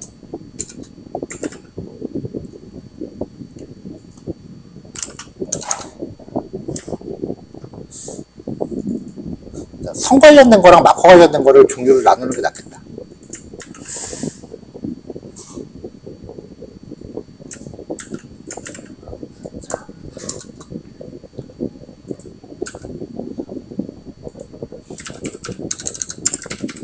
자, 칼라는 샵 06F 0066FF 그 다음에 라인 스타일 그리고 라인 위드스는 한 3 정도 줘볼까요? 그 다음에 마커는 요걸로 주고 마커 사이즈는 5 정도 줘봅시다. 그 다음에 마커 엣지 칼라는 샵 000000 완전 까만색. 그 다음에 마커 엣지 위드스는 2. 그 다음에 마커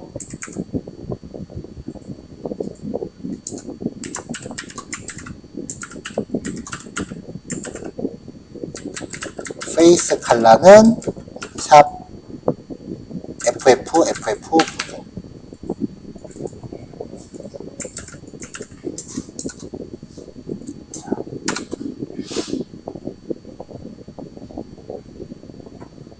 어딘가에 콤마를 잊었나요?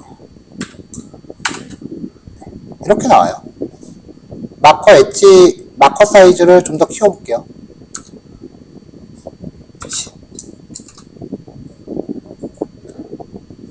더 커야겠네. 자, 이렇게.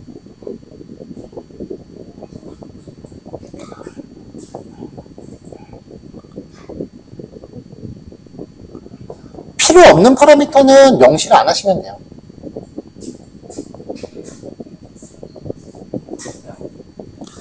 자, 여기 약자가 표기된 것들은요, 파라미터를 설정할 때 요 플레임을 쓰는 게 아니라 약자를 대신 써도 된다는 얘기예요. 약자를 대신 써도 된다는 거고, 색상값 설정하는 거는 전에 한번 알려드렸죠. 구글에서 컬러 피커라고 검색하면 나온다고요.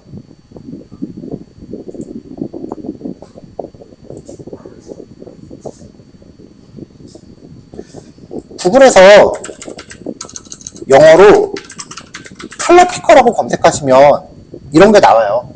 여기서 여러분들이 원하는 색깔을 선택을 하세요. 쓰고 싶은 색깔을. 그러면 여기 밑에 헥스라는 값이 계속 실시간으로 바뀌거든요. 이 값을 갖다 적용하시면 돼요.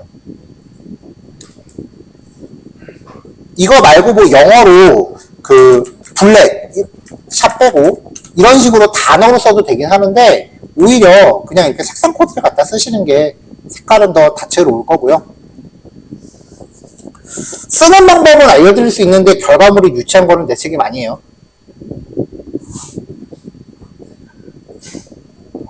이런 거 할 때마다 개인적으로 스트레스 받는 게 제가 만들면 꼭 유치하더라고요.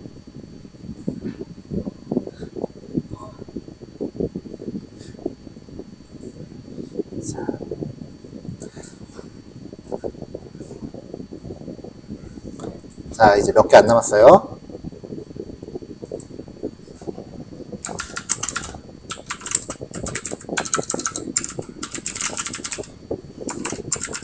X축의 범위를 X림이라고 부르고요. X리미트.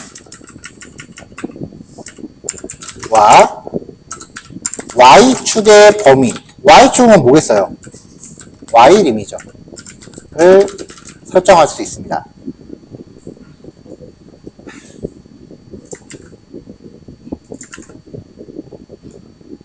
자, 그냥 한번 그려볼게요. 자, 그냥 그리면 X축이 10에서 40까지. 그 다음에 Y축은 1, 4, 9, 16인데 표시는 2부터 돼 있죠. 자, 여기에다가 X림 0부터 50까지, Y림은 마이너스 10부터 30까지. 이렇게 설정하면은 그래프의 X축, Y축 범위가 바뀌어요.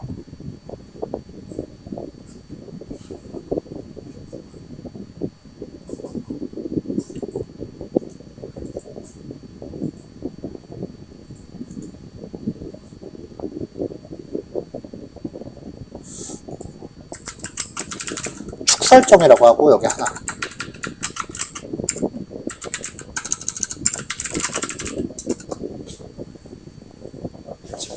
생각이 나서 내용을 하나 더 넣으려고.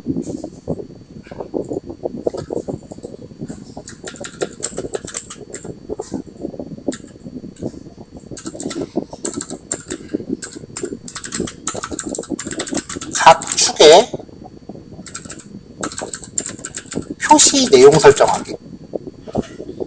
이게 무슨 말이냐면은, 자, 다시 요 그래프를 하나 갖다 그릴게요. 범위 설정을 뺍시다. X축, Y축의 표시 내용 설정. 자, 그래프가 이렇게 나가잖아요. 그러면은, 파이썬이 알아서 X축, Y축의 간격을 지가 알아서 설정을 합니다. 그쵸? 자, 근데 얘가 X고 Y니까 1, 2, 3, 4 얘는 98, 70, 82, 73, 정신 차리고 92. 요런 그래프라고 한번 가정을 해보자고요. 자, 이게 지금 학년별 점수의 변화라고 한번 해봅시다. 가정을 해봅시다. 학년별 평균 점수 변화 이렇게 해서 표현을 해보자고요. 그러면 여기에 1.0이라고 표시되는 게 맞을까? 그쵸? 1학년, 2학년, 3학년, 4학년 그렇게 되는 게 맞잖아요. 근데 파이썬이 X축은 1, 2, 3, 4밖에 안 들어갔는데 지가 알아서 0.5 단위로 간격을 설정해버렸죠.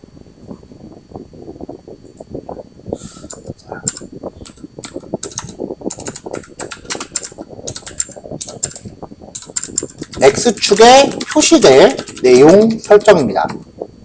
설정 방법은요.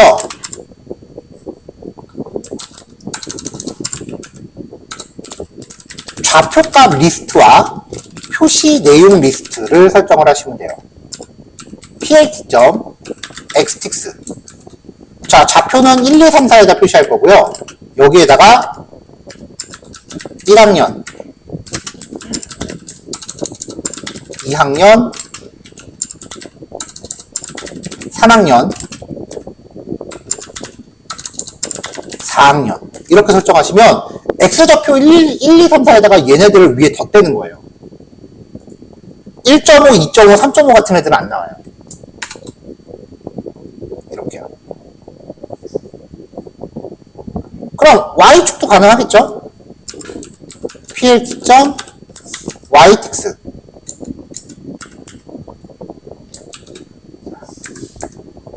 자, 여기는 좀 더 디테일하게 가봅시다.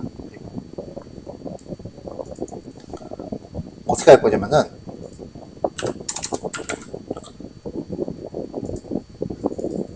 자,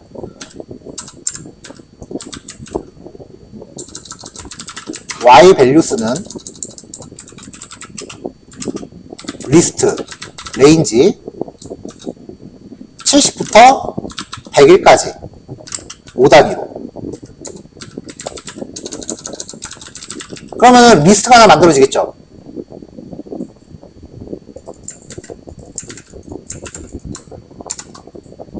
그럼 리스트가 하나 만들어지겠죠. 그 다음에 하나 더 y 틱스는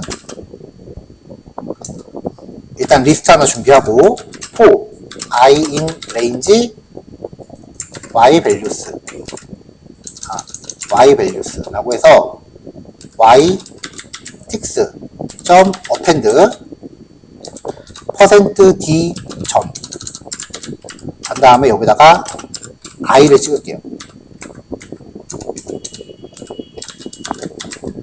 그럼 이렇게 하면은 이런 리스트를 만든 거예요. 그러니까 의미가 뭐냐면은 이 좌표 위에다가 이런 내용을 갖다 붙여놔요. 그래서 ytix는 y values와 ytix를 설정해라.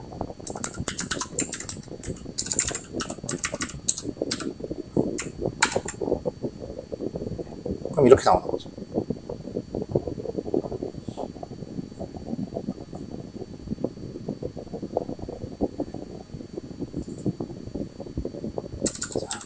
plt.grid 하면은 뭐야? 아, 그리드 오타. 자, 이렇게 하면은 이렇게 격자도 나오고.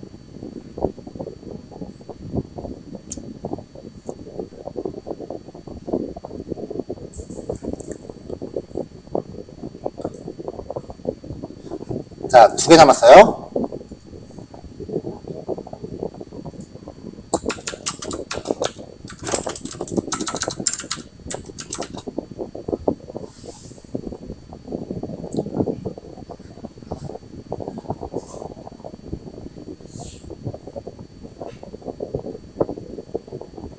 아, 겹쳐 그리기 먼저 해야겠다.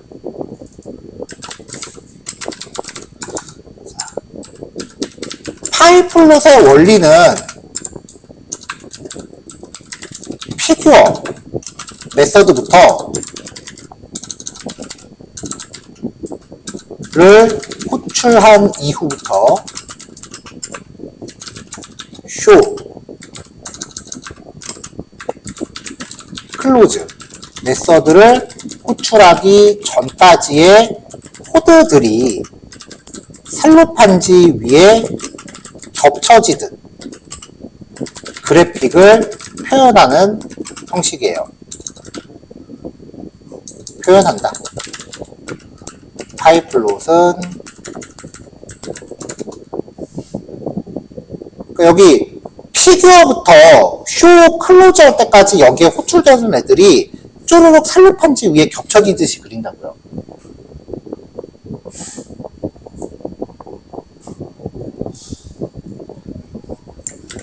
자, 그러면 피규어하고 쇼 클로즈까지 간다고 치자고요. 이 상태에서 플롯을 먼저 하나 그려요.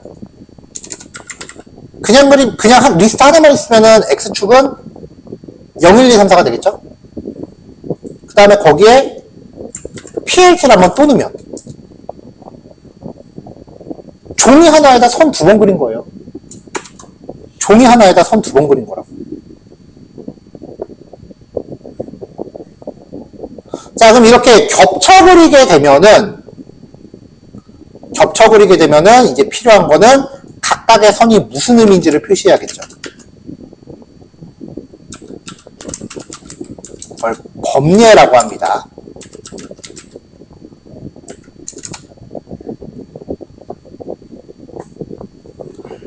자, 이것도 설명이 좀 길어요.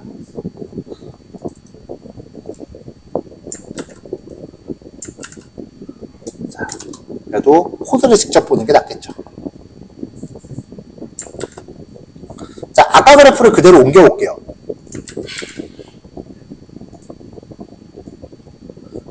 좀 다르게 갈까요?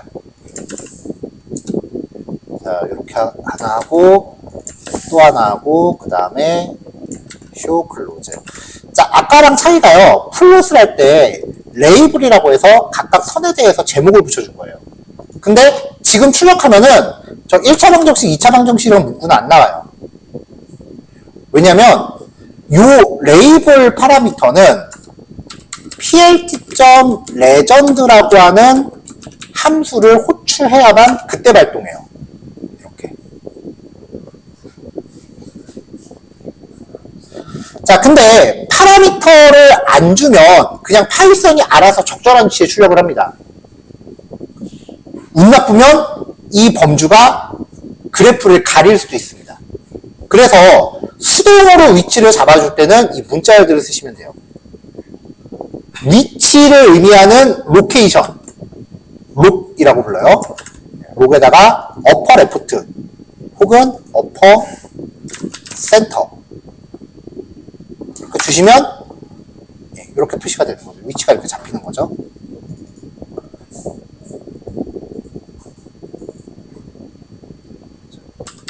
로어 라이트라고 하면은 여기 밑에 가서 표시가 됩니다. 이렇게 여러분들이 원하는 위치에다 바꾸시면 돼요. 자, 이게 이제 파이플롯을 표시하는 그 기본 옵션들인데, 이제 여러분들이 연습할 거는 그래프의 종류의 플롯 함수가 선그래프 그리는 거거든요. 이거 대신에 함수를 바꾸면 그래프 모양이 바뀌어요. 대신에 나머지 옵션들은 계속 똑같이 가요.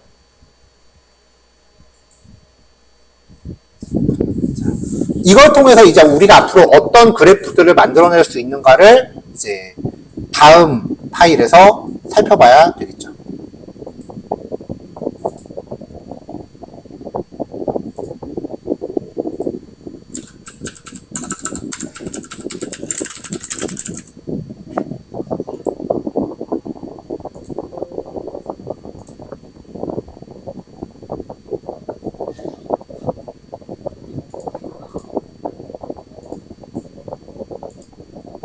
자, 오전 설명 여기까지 할 거고요. 식사 다녀오셔서 요거 실습하시면 될 것 같고요.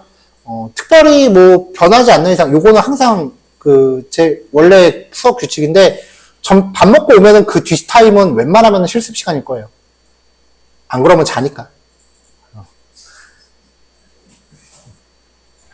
그렇다고 점심시간 너무 여유있게 늦게 들어오지 마시고요. 자, 식사 맛있게 하시고 오후에 별다른 얘기 안 해도 실습 1시간 정도 한다고 보시면 됩니다. 자, 여기까지 합시다. 수고하셨어요.